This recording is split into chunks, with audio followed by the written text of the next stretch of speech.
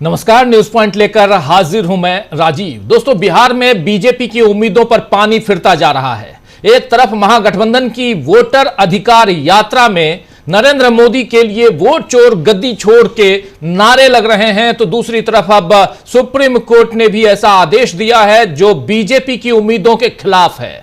चुनाव आयोग ने 11 दस्तावेज मांगकर किसी को मतदाता साबित करने या न करने का जो दांव चला गया था, उस पर बार बार सवाल उठ रहे थे कि आखिर इसमें आधार को क्यों शामिल नहीं किया जा रहा, जबकि आज लगभग सारे नागरिकों के पास आधार कार्ड उपलब्ध है। सुप्रीम कोर्ट ने चुनाव आयोग को सुझाव दिया था पहले, लेकिन चुनाव आयोग ने फिर भी इसे मान्य नहीं किया। तो आज जस्टिस सूर्यकांत और जस्टिस जॉय माल्या बागची की बेंच ने 12 राजनीतिक दलों को निर्देश दिया है कि वे अपने कार्यकर्ताओं को यानी बीएलए बूथ लेवल एजेंट को के जरिए लोगों की मदद करें। 11 दस्तावेजों में से कोई एक या आधार कार्ड के साथ शिकायत दर्ज करने में बीएलए उन लोगों की मदद करें जिनके नाम ड्राफ्टेड लिस्ट में नहीं हैं।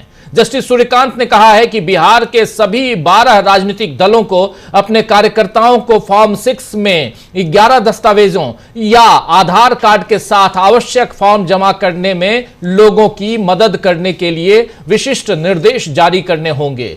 अदालत ने यह भी कहा कि हम हटाए गए मतदाताओं के दावों को आधार कार्ड या अन्य स्वीकार्य दस्तावेजों के साथ बिहार एसआईआर के लिए ऑनलाइन जमा करने की अनुमति देंगे। ये बातें यहां कही गई हैं और ये चुनाव से पहले विपक्ष की बड़ी जीत की तरह देखा जा सकता है। कांग्रेस ने इस आदेश पर पोस्ट लिखी है। कांग्रेस की पोस्ट में क्या कुछ है, जरा वो भी आपके सामने रख रहा हूं। कांग्रेस का कहना है एसआईआर के लिए आधार कार्ड भी मान्य होगा। सुप्रीम कोर्ट का यह निर्देश, यह फैसला हमारे लोकतांत्रिक अधिकारों की जीत है और वोट चुराने वालों के मुंह पर करारा तमाचा है। नियमों में उलझाकर चुनाव आयोग वोटर लिस्ट से लोगों के नाम काट रहा था, जिंदा लोगों के नाम वोटर लिस्ट से हटा रहा था, गरीबों से वोट देने का अधिकार छीन रहा था। लेकिन अब चुनाव आयोग की यह वोट चोरी नहीं चलेगी, जनता को न्याय मिलेगा। वोट चोरी देश के खिलाफ साजिश है, हम किसी भी कीमत पर वोट चोरी नहीं होने देंगे। आपको बता दूं कि एसआईआर में अभी 65 लाख लोगों के नाम काटे जा चुके हैं और आशंका है कि यह संख्या 1 करोड़ तक पहुंच सकती है। सुप्रीम कोर्ट ने आज इस बात पर आश्चर्य व्यक्त किया कि राजनीतिक दलों के बूथ लेवल एजेंटों यानी बीएलए ने तब कोई आपत्ति क्यों नहीं दर्ज की जब नाम काटे गए। इस पर याचिकाकर्ताओं की तरफ से पेश वकील कपिल सिब्बल और अभिषेक मनु सिंघवी ने अदालत में तर्क रखा कि उनके बीएलए को अपनी आपत्तियां प्रस्तुत करने या दर्ज कराने ही नहीं दी जा रही है, आपत्तियां दर्ज करने नहीं दिए जा रहे, इसीलिए यह सब कुछ हुआ है। और यह काम कौन कर रहा है, तो यह काम चुनाव आयोग कर रहा है। अदालत ने इस पर संज्ञान लिया और मामले में 12 पंजीकृत यानी रजिस्टर्ड राजनीतिक दलों को पक्षकार बनाया। जस्टिस सूर्यकांत ने यह भी दोहराया कि व्यक्तिगत रूप से या बीएलए के जरिए आपत्तियां दर्ज कराने वाले लोग ऑनलाइन आवेदन कर सकते हैं। अब विपक्ष इस बात से खुश है कि सुप्रीम कोर्ट ने इस प्रक्रिया में राजनीतिक दलों को शामिल करके संशोधन को और अधिक समावेशी बनाने के लिए सुरक्षा उपाय किए हैं। कांग्रेस नेता जयराम रमेश ने कहा है कि पार्टी बिहार में एसआईआर के मुद्दे पर उच्चतम न्यायालय के निर्देश का स्वागत करती है। उन्होंने दावा किया कि लोकतंत्र भारतीय निर्वाचन आयोग यानी ECI election commission of India के क्रूर हमले से बच गया है। लोकतंत्र ईसीआई के क्रूर हमले से बच गया है, जयराम रमेश का कहना है। तो लोकतंत्र फिलहाल सुप्रीम कोर्ट के निर्देश से बचता हुआ तो दिख रहा है दोस्तों, लेकिन मोदी सरकार ने इस बीच संविधान संशोधन के जरिए पीएम सीएम या मंत्रियों को हटाने का जो दांव चला, उसे लेकर भी यही माना जा रहा है कि यह भी संविधान कुचलने की कोशिश है। इस पे आए, लेकिन उससे पहले आपको सीधे ले चलता हूं बिहार में इस वक्त भागलपुर में राहुल गांधी हैं। यह जनसभा भागलपुर में राहुल गांधी की, और इसमें राहुल गांधी अभी संबोधित कर रहे हैं। सीधे आपको ले चलते हैं, क्या कुछ कह रहे हैं राहुल गांधी, जरा सुनिए। पहले इसकी बात बताता हूं, फिर आपके बताएंगे। तो ये अग्निवीर था। नहीं, खड़े रहो भैया। अब एक काम करो अमरनाथ, अपना हाथ दिखाओ, दूसरा वाला जहां कटा है, जहां चोट लगी है। हाँ, ये वाला दिखाओ, ये दिखाओ, ठीक से दिखाओ। ये है नरेंद्र मोदी का काम। अब आप पूछो क्या, ये आपको बताएंगे।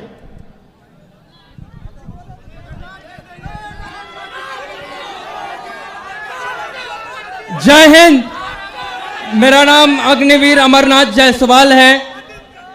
मेरी पोस्टिंग मीडियम रेजिमेंट में हुआ और पोखरण फील्ड फायरिंग रेंज में सेना का काम करते समय मेरा हाथ ब्लास्ट कर गया।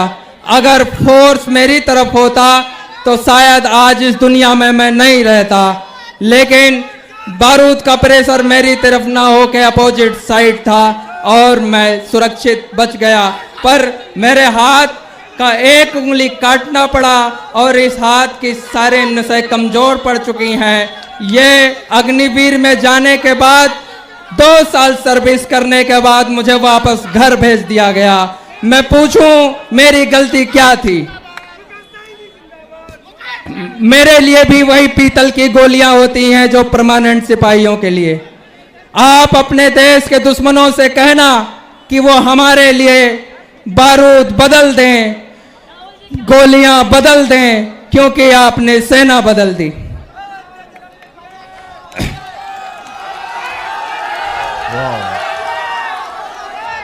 मैं अपने देश के लिए थोड़ा जो कुछ कुर्बानी दी, मैं अपने देश को एक संदेश देना चाहता हूं कि भारतीय सेना देश की नींव जब देश की मंचों पर चढ़ने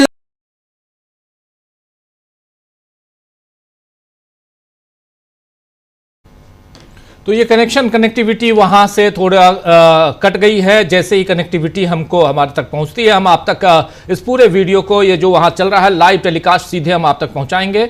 लेकिन एक बहुत ही महत्वपूर्ण यहाँ पे तो समझ लेना चाहिए कि हमारा देश कमजोर हो गया।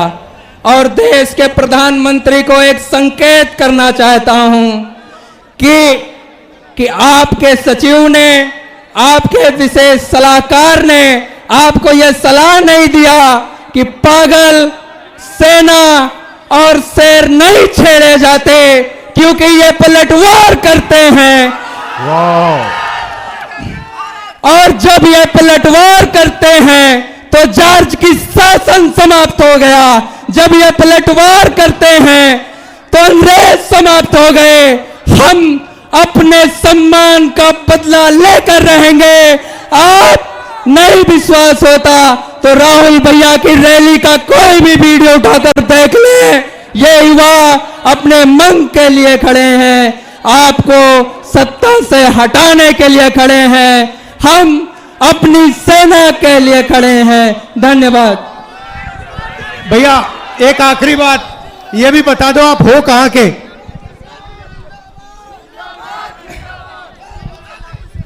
मैं अयोध्या निवासी हूं। हम अयोध्यावासी अपने मर्यादा पुरुषोत्तम भगवान श्री राम को भैया कहकर संबोधित करते हैं। मैं अयोध्यावासियों को एक संदेश देना चाहता हूं कि हमारे भैया भगवान श्री राम अयोध्या में हैं या नहीं, लेकिन वर्तमान समय में एक हमारा भाई, हमारा भैया दिल्ली में है जो हमारी बातों को सुनता है। साथियों धन्यवाद।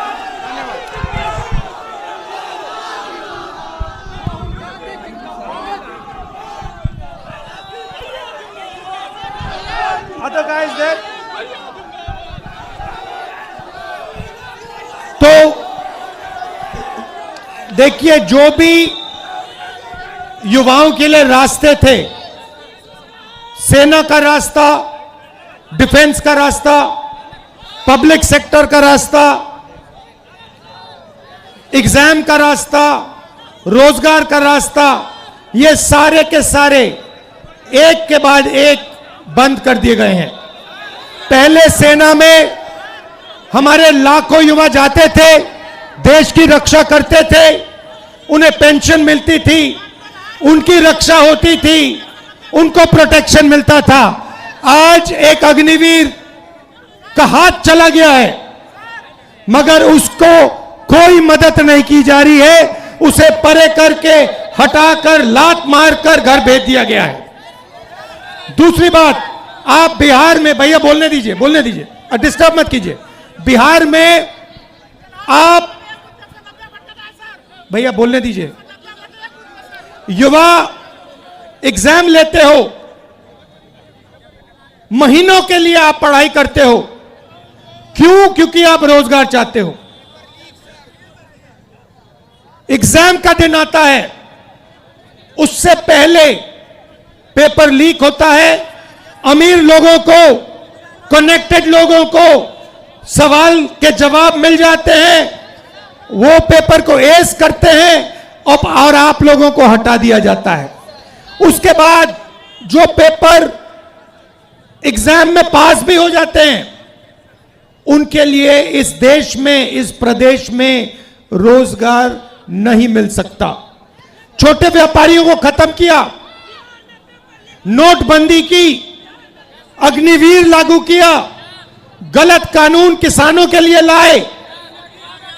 ये हो क्या रहा है? ये हिंदुस्तान के गरीब लोगों को खत्म करने का काम किया जा रहा है। अब आप देखिए, आजादी से पहले आपके पास कुछ नहीं था। जो छोटे कमजोर लोग थे, किसान थे, मजदूर थे, दलित थे, जिनको आज हम ओबीसी कहते हैं, ये थे, आपके पास कुछ नहीं था। दलितों को कहा जाता था कि तुम्हें हम छुएंगे नहीं, अनटचेबिलिटी। करोड़ों लोगों को हर रोज हिंदुस्तान में कहा जाता था कि तुम्हें हम छुएंगे नहीं। परछाई पड़ती थी, परछाई पड़ती थी तो कहते थे नहीं, परछाई तक नहीं पड़ सकती थी। जो ओबीसी कहलाते हैं, आपको दबाया जाता था। आप भूल गए हो, शायद आप भूल गए हो, मगर आजादी से पहले आपको दबाया जाता था, आपको मौका नहीं दिया जाता था। आजादी के बाद कॉन्स्टिट्यूशन दो मुझे भाई, अलंकार, संविधान दो।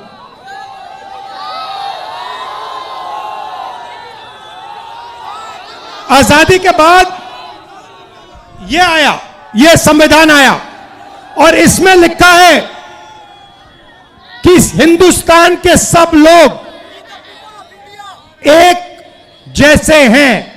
कोई बड़ा नहीं है, कोई छोटा नहीं है, सारे के सारे लोग एक जैसे हैं और हर व्यक्ति को, किसी भी जात का हो, किसी भी धर्म का हो, हर व्यक्ति को यह कॉन्स्टिट्यूशन, यह संविधान एक वोट देता है। दो नहीं देता, तीन नहीं देता, आधा नहीं देता, एक वोट देता है। One man one vote, one woman one vote. अब नरेंद्र मोदी जी और इलेक्शन कमीशन मिलकर आपसे आपका वोट छीन रहे हैं, चोरी कर रहे हैं, संविधान पर आक्रमण कर रहे हैं। यह संविधान अंबेडकर जी के खून पसीने से बना, महात्मा गांधी, जवाहरलाल नेहरू, सरदार पटेल, सुभाष चंद्र बोस, इनके खून से बना है। और नरेंद्र मोदी और इलेक्शन कमिश्नर मिलकर आपका वोट आपसे चोरी कर रहे हैं। क्यों चोरी कर रहे हैं?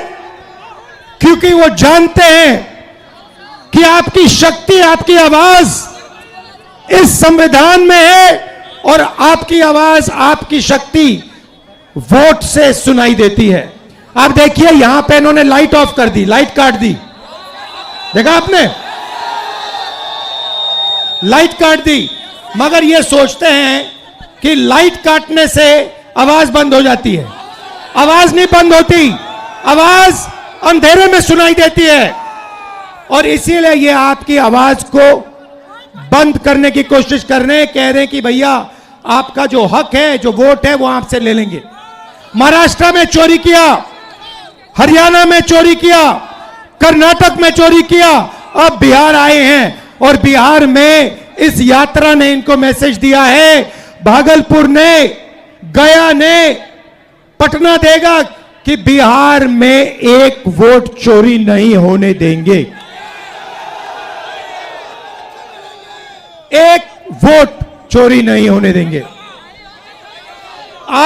आज मेरे पास एक व्यक्ति आया, मुझे वोटर कार्ड दिखाता है, कहता है राहुल जी मैंने लोकसभा चुनाव में वोट किया है,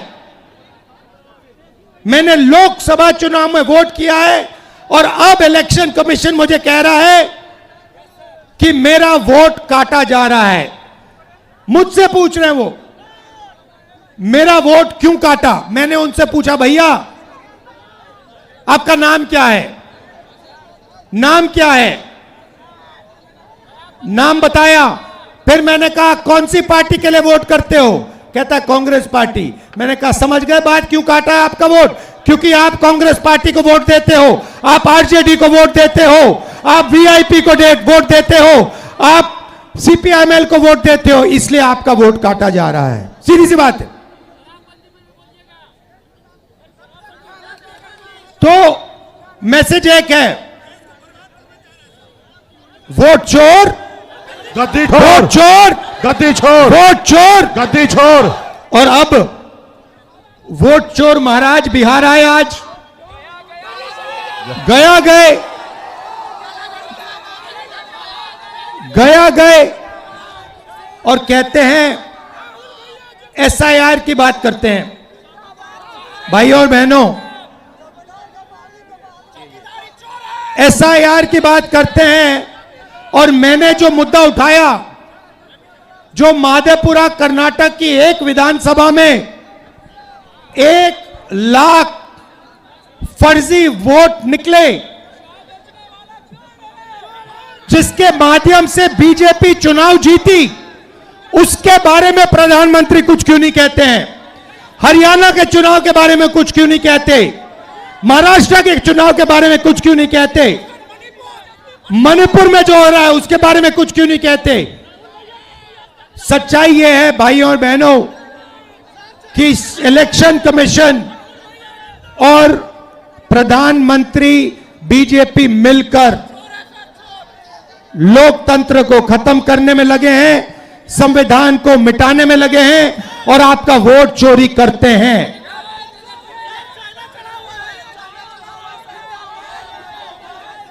भाइयों बहनों, आपने इस यात्रा में भाग लिया, इतनी शक्ति आपने, बिहार की युवा शक्ति आपने इस यात्रा में डाली, बारिश में धूप में आप आए, आप हमारे साथ खड़े हुए, इसके लिए दिल से आपको धन्यवाद करता हूं। नमस्कार, जय हिंद, जय बिहार।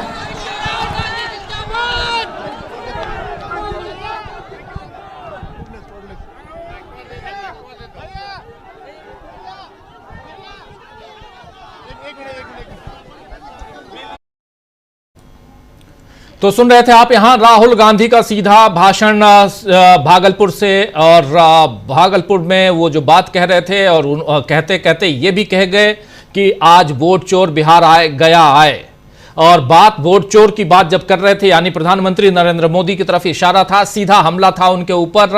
आपको बता दूं दोस्तों कि आज नरेंद्र मोदी बिहार और बंगाल के दौरे पर थे और बिहार में एसआईआर के मुद्दे की वकालत उन्होंने घुसपैठियों का जिक्र कर की, और वहीं नए विधेयक पर भी, जो नया विधेयक जिसमें 30 दिनों के अंदर या तो आप, अगर आप गिरफ्तार हुए हैं, हिरासत में लिए गए हैं, खासकर प्रधानमंत्री, मुख्यमंत्री या कोई नेता, तो उनको 30 दिन के भीतर इस्तीफा देना होगा। अगर इस्तीफा नहीं देते हैं तो 31वें दिन वो खुद ब खुद अपने पद से बाहर मान लिए जाएंगे। अगर किसी सरकारी यहां पे वो, लेकिन प्रधानमंत्री नरेंद्र मोदी ने यहां कुछ और बात कही है, जरा उनको भी सुन लेते हैं, चूंकि आज बिहार में थे और वो कह रहे हैं कि अगर किसी सरकारी कर्मचारी को 50 घंटे भी जेल हो जाती है तो उसकी नौकरी चली जाएगी। लेकिन यहां अभी तक तो बिल्कुल मुख्यमंत्री, एक मुख्यमंत्री तो ऐसा था जो जेल के अंदर रहकर ऑर्डर दे रहा था। ये सारी बातें कह तो रहे थे नरेंद्र मोदी, लेकिन क्या इसके जरिए वो भ्रष्टाचार मिटाने की बात कर रहे हैं या कुछ और कह रहे हैं। जरा देखिए, अभी आपने सुना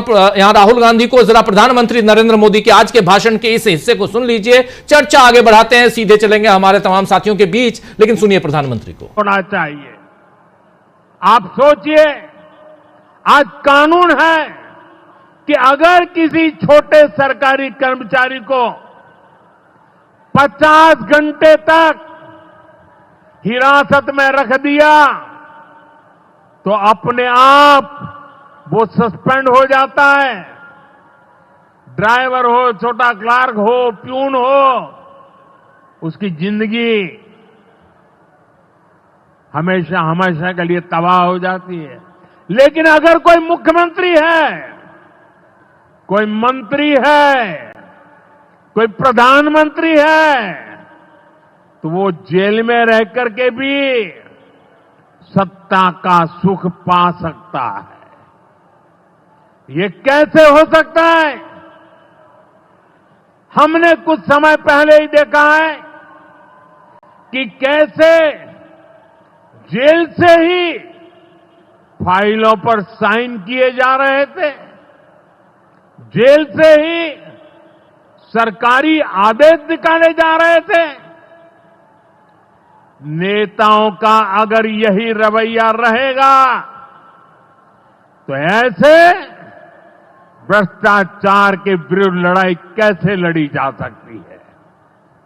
साथियों, संविधान हर जनप्रतिनिधि से ईमानदारी और पारदर्शिता की उम्मीद करता है। हम संविधान की मर्यादा को तार तार होते नहीं देख सकते। इसलिए एनडीए सरकार। तो देखा आपने दोस्तों कि कितनी मासूमियत से नरेंद्र मोदी जो हैं वो पीएम के दायरे में आने की बात उस कानून में कह दिया। उन्होंने संविधान की बात बाद में और भी मासूमियत के साथ वो कह रहे हैं, लेकिन मोदी ने खुद अपनी पोल ही खोल दी है। मोदी ने यहां यह भी कहा है कि राष्ट्रीय जनता दल, कांग्रेस और वामपंथी दल इस कानून का विरोध कर रहे हैं। वो बहुत गुस्से में हैं। कौन नहीं जानता है कि वो किससे डरते हैं। उन्हें लगता है कि अगर वे जेल गए तो उनके सारे सपने चकनाचूर हो जाएंगे। वो इतने घबराए हुए हैं कि वे एक ऐसे कानून का विरोध कर रहे हैं जो जनहित में है। ये बातें यहां नरेंद्र मोदी ने कही है। सवाल यह है कि मोदी को यह कैसे पता है कि विपक्ष के नेताओं को ही जेल होगी? भ्रष्टाचार तो किसी भी दल का कोई भी नेता या मंत्री कर सकता है, फिर केवल विपक्षी दलों का नाम नरेंद्र मोदी ने क्यों लिया? यह सोचने वाली बात है। कुल मिलाकर मोदी और चुनाव आयोग दोनों के लिए अब जन अदालत यानी जनता की अदालत और कानूनी अदालत से सख्त संदेश आया है कि वो अपनी मनमानी पर लगाम लगाएं, वरना वोट पर अंकुश जनता के पास है। और कैसे अभी देखा आपने कि कैसे एक लड़के को आपने देखा जो था तो यहां पर सेना में 4 साल की भर्ती और कह रहा है कि मेरे लिए बंदूक की गोली अलग करवा दो, सेना के नियम अलग करवा दो क्योंकि उंगली कट गई। ये अभी आपने थोड़ी देर पहले देखा। और इन सब के बीच राहुल गांधी जिस ढंग से भाषण दे रहे हैं, जैसे बता रहे हैं साफ साफ कि वोट चोर कौन है, उससे साफ पैगाम है कि बिहार की जनता को अब जागरूक करने के लिए ये जो 4 नेता निकले हैं, जिसमें से राहुल गांधी, तेजस्वी यादव, दीपांकर भट्टाचार्य और मुकेश सहनी, इन चारों का जो गठबंधन है वो काफी आगे बढ़ चुका है। बिहार के भागलपुर से यह संदेश, कल बिहार के मुंगेर से संदेश देने की कोशिश, आज बिहार के भागलपुर से यही संदेश देने की कोशिश है। और इन सब के बीच अब सुप्रीम कोर्ट ने इस पूरे एसआईआर में एक पक्षकार के रूप में 12 जो रजिस्टर्ड पार्टियां हैं जो बिहार में चुनाव लड़ रही हैं उनको भी खड़ा कर दिया है। यानी एक अंकुश चुनाव आयोग के ऊपर, और मजबूत अंकुश कह सकते हैं। चलिए, हमारे साथ कुछ वरिष्ठ साथी जुड़े हुए हैं और यहां से यह समझने की कोशिश कि कैसे यहां पहली चुनाव से पहले ही, बिहार चुनाव से पहले ही विपक्ष की यहां जीत, बड़ी जीत होते हुए दिखाई दे रही है। देखिए, 5 वरिष्ठ साथी जुड़े हुए हैं हमारे साथ। सुनील शुक्ला जी हमारे साथ जुड़े हुए हैं, प्रशांत टंडन जी उधर बिहार पटना से जुड़े हुए हैं, हेमंत कुमार जी और प्रेम कुमार जी जुड़े हुए हैं हमारे साथ। इधर अमलिंदु उपाध्याय जी, आप पांचों का स्वागत है, इस्तकबाल है। स्वागत इस्तकबाल आप तमाम दोस्त साथी शुभचिंतक आप सबका, जो अब तक जुड़ चुके हैं उनका भी, जो जुड़ने वाले हैं उनका भी। सीधे प्रेम कुमार जी आपके पास आना चाहता हूं, उस रूट से गुजर के आप आए हैं, और दूसरे साथी हमारे हेमंत कुमार जी पटना में बैठे हुए हैं, बहुत कुछ तैयारियां वहां चल रही हैं, उनसे भी, उनके पास भी, उनसे भी बातें करेंगे। लेकिन पहले जरा इस पैगाम पे, राहुल गांधी के इस भाषण से शुरुआत करते हैं, चलेंगे सुप्रीम कोर्ट की तरफ भी, वहां से भी बहुत सारी बातें निकल के आ रही हैं। प्रेम कुमार जी। शुक्रिया राजीव जी। देखिए, घटनाएं किसी मोमेंट को महत्वपूर्ण बनाती हैं। राहुल गांधी ने जो यात्रा शुरू की, वोट बचाने की यात्रा, वोट अधिकार यात्रा, और इस दौरान कोर्ट के भीतर कार्यवाही चल रही थी, तो कोर्ट में जो बातें हो रही थी और राहुल गांधी जो सड़क पर बातें बोल रहे थे, दोनों को देश सुनना और जानना चाह रहा था। अदालत से बहुत ज्यादा उम्मीद जनता नहीं कर रही थी, लेकिन फिर भी कुछ बातें अदालत के फैसले से साबित हुई हैं। और वो बात ये कि चुनाव आयोग जनता से कुछ छिपा रहा था। चुनाव आयोग आंकड़ों में मिलावट पर चुप रहा, उस मिलावट को उसने होने दिया। और एसआईआर प्रक्रिया के दौरान जिन बातों पर चुनाव आयोग अड़ा रहा कि हम ये आधार कार्ड नहीं मानेंगे, 11 जो मानक उसने तय कर दिए उनसे ही सबूत देने होंगे, उसको कोर्ट ने गलत पाया। कोर्ट ने कहा आधार कार्ड मानना होगा। इसका मतलब है चुनाव आयोग गलत जिद कर रहा था। और गलत जिद किससे कर रहा था? गलत जिद देश के वोटरों से कर रहा था। तो सुप्रीम कोर्ट ने चुनाव आयोग को गलती करते हुए पकड़ लिया है। लेकिन चुनाव आयोग ये गलत क्यों कर रहा है? उससे कोई गलत करवा रहा है? वोटर आईडी में मिलावट हो रही है तो कौन इसके पीछे है? मरे हुए लोग, जिंदा लोगों को अगर मरा हुआ घोषित किया जा रहा है तो क्या चुनाव आयोग इनोसेंट है? उसके इनोसेंस में किसी की मिली भगत है? इन बातों पर सुप्रीम कोर्ट खामोश है। और इस खामोशी को तोड़ने की यात्रा राहुल गांधी चल रहे हैं। जब देश की संस्थानें जवाबदेही तय नहीं करती, जवाबदेह नहीं होती, तो जनता को सड़क पर उतरना पड़ता है। और नेता वही होता है जो जनता के अधिकार की रक्षा के लिए हर कुर्बानी देने के लिए सड़क पर खड़ा रहता है। राहुल गांधी आज जनता के बीच रहते हुए उसी रूप में नजर आ रहे हैं। जब राहुल गांधी ने उस अग्निवीर को माइक सौंपी तो अग्निवीर ने कहा कि हम अयोध्या से हैं, अयोध्या में श्री राम जी को भैया कहते हैं। और भैया हो ना हो आज की तारीख में, लेकिन राहुल भैया हैं उनके बीच, उनकी आवाज को बुलंद करने के लिए। एक आम नागरिक श्री राम से राहुल गांधी का कंपैरिजन कर रहा है। वो आम नागरिक नहीं, इस देश की संस्थानों के हाथों सताया हुआ देश का नागरिक है, अग्निवीर है, जो अग्नि कुंड में जल करके अपना हाथ भस्म करके सड़क पर खड़ा है। बारूद में उसके हाथ चले गए और 4 साल की नौकरी भी वो नहीं कर पाया, 2 साल में वो एलिमिनेट हो गया। उसके लिए बोलने के लिए वो देश के सूरबीर अफसर जो टीवी चैनलों में बैठ करके कथाएं बांटते कहां है आज? कहां है जो कहते थे कि अग्निवीर बहुत सही है, एक बार आजमा कर तो देख लो। जिस बात को आजमाया नहीं गया उसको आप गलत क्यों ठहरा रहे हो? आज तो आजमा भी लिया गया अग्निवीर को और अपना हाथ बारूद में उड़ा करके वो अग्निवीर कह रहा है कि सिपाही और बाघ, और मैं थोड़ा बोल रहा हूं, ये बदला लेना कभी नहीं भूलते। याद कीजिए उसने स्वतंत्रता आंदोलन का भी जिक्र किया, बड़ी गंभीर बातें उसने कही कि भाई वही अंग्रेजों के सैनिक थे, हिंदुस्तान के सैनिक तो अंग्रेजों के सैनिक थे।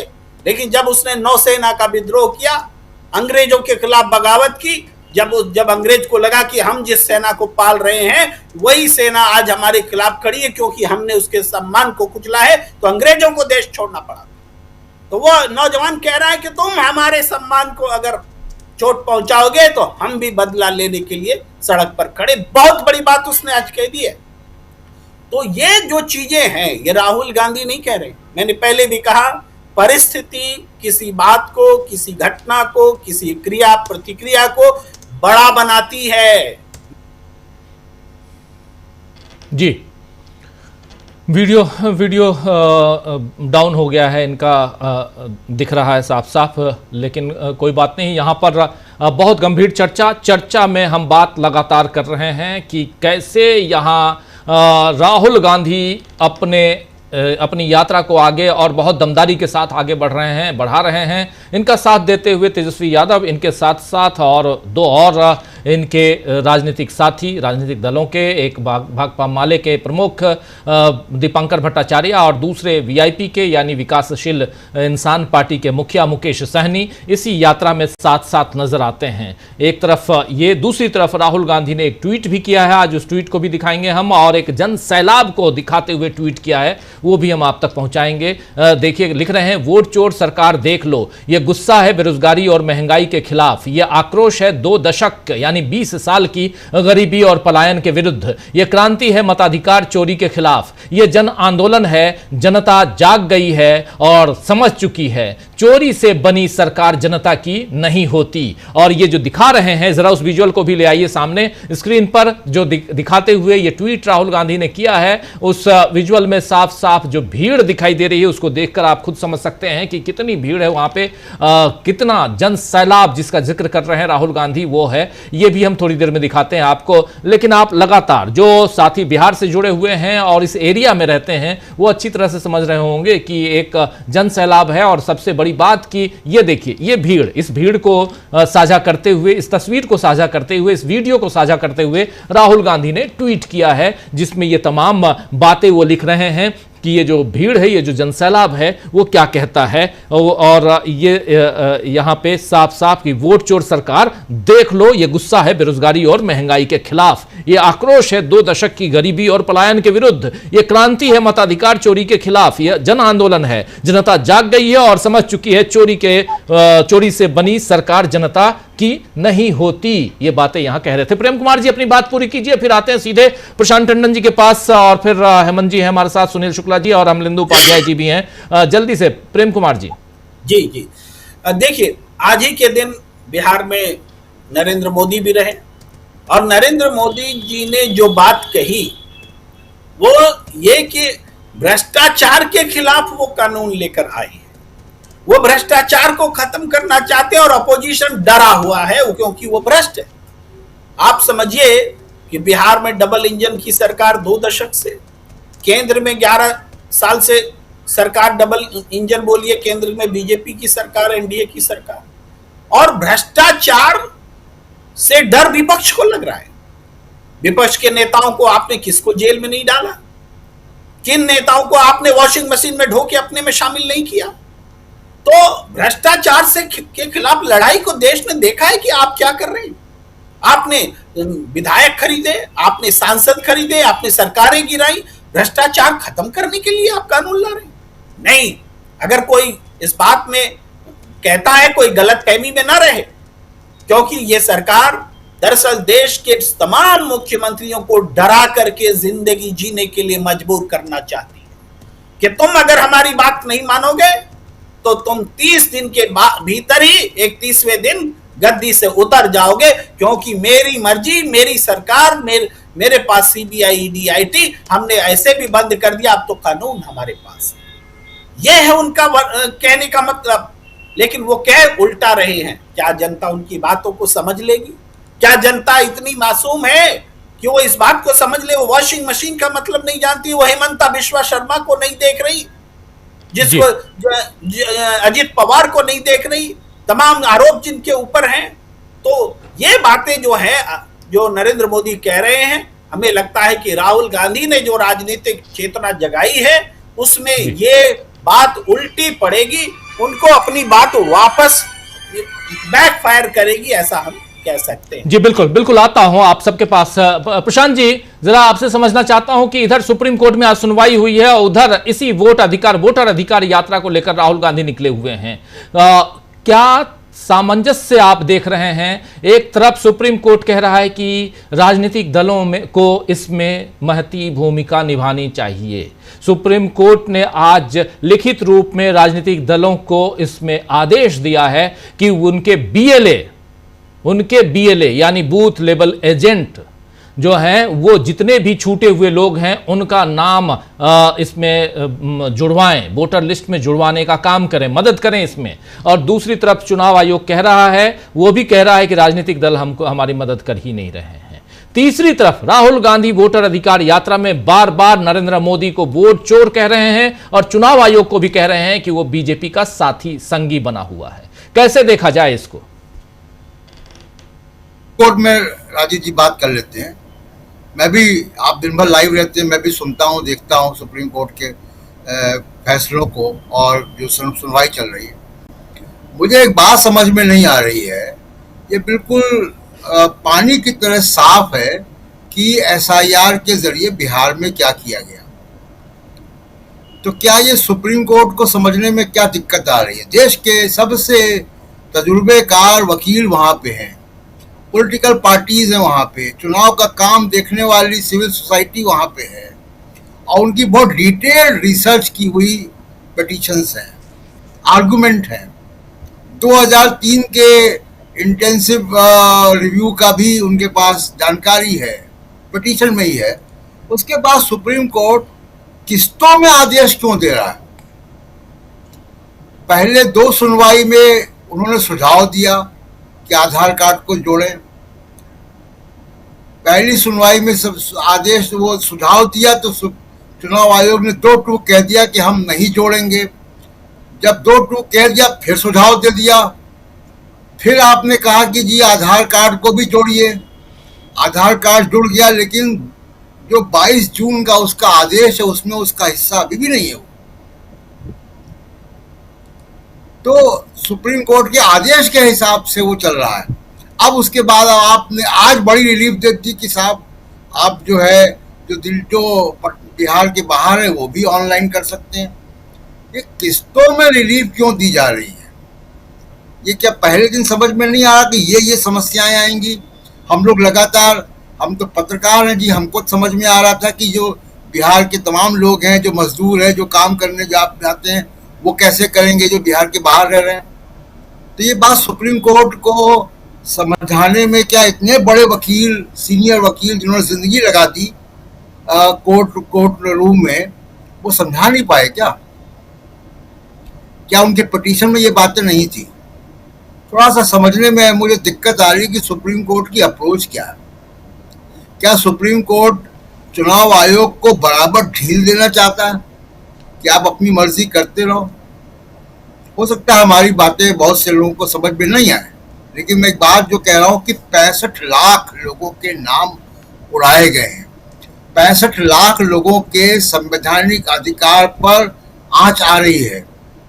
ये गंभीरता, इसका जो स्केल है और इसकी जो गंभीरता है चुनाव के निष्पक्ष करवाने की और 65 लाख लोगों के मताधिकार खोने की, इसका स्केल और इसकी गंभीरता,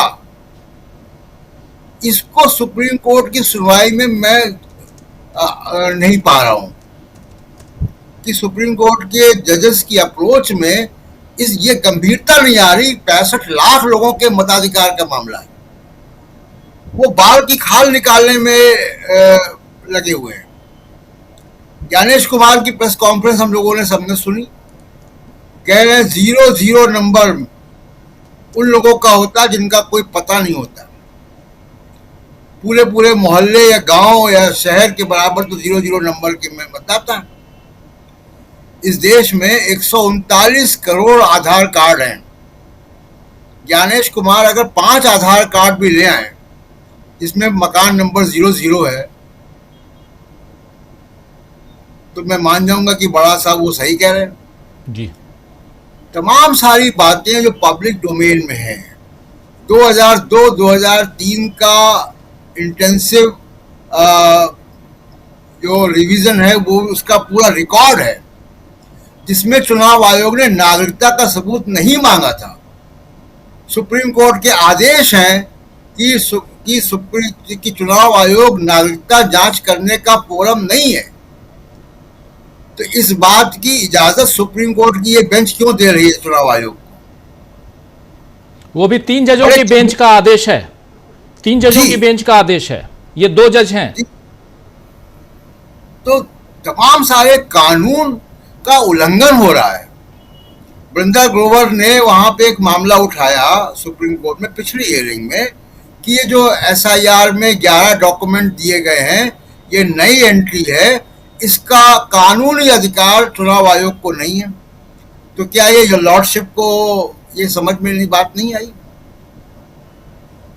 कि ये चुनाव आयोग जब तक संसद में पास नहीं होगा ये कानून, चुनाव आयोग अपने मन से नहीं जोड़ सकता।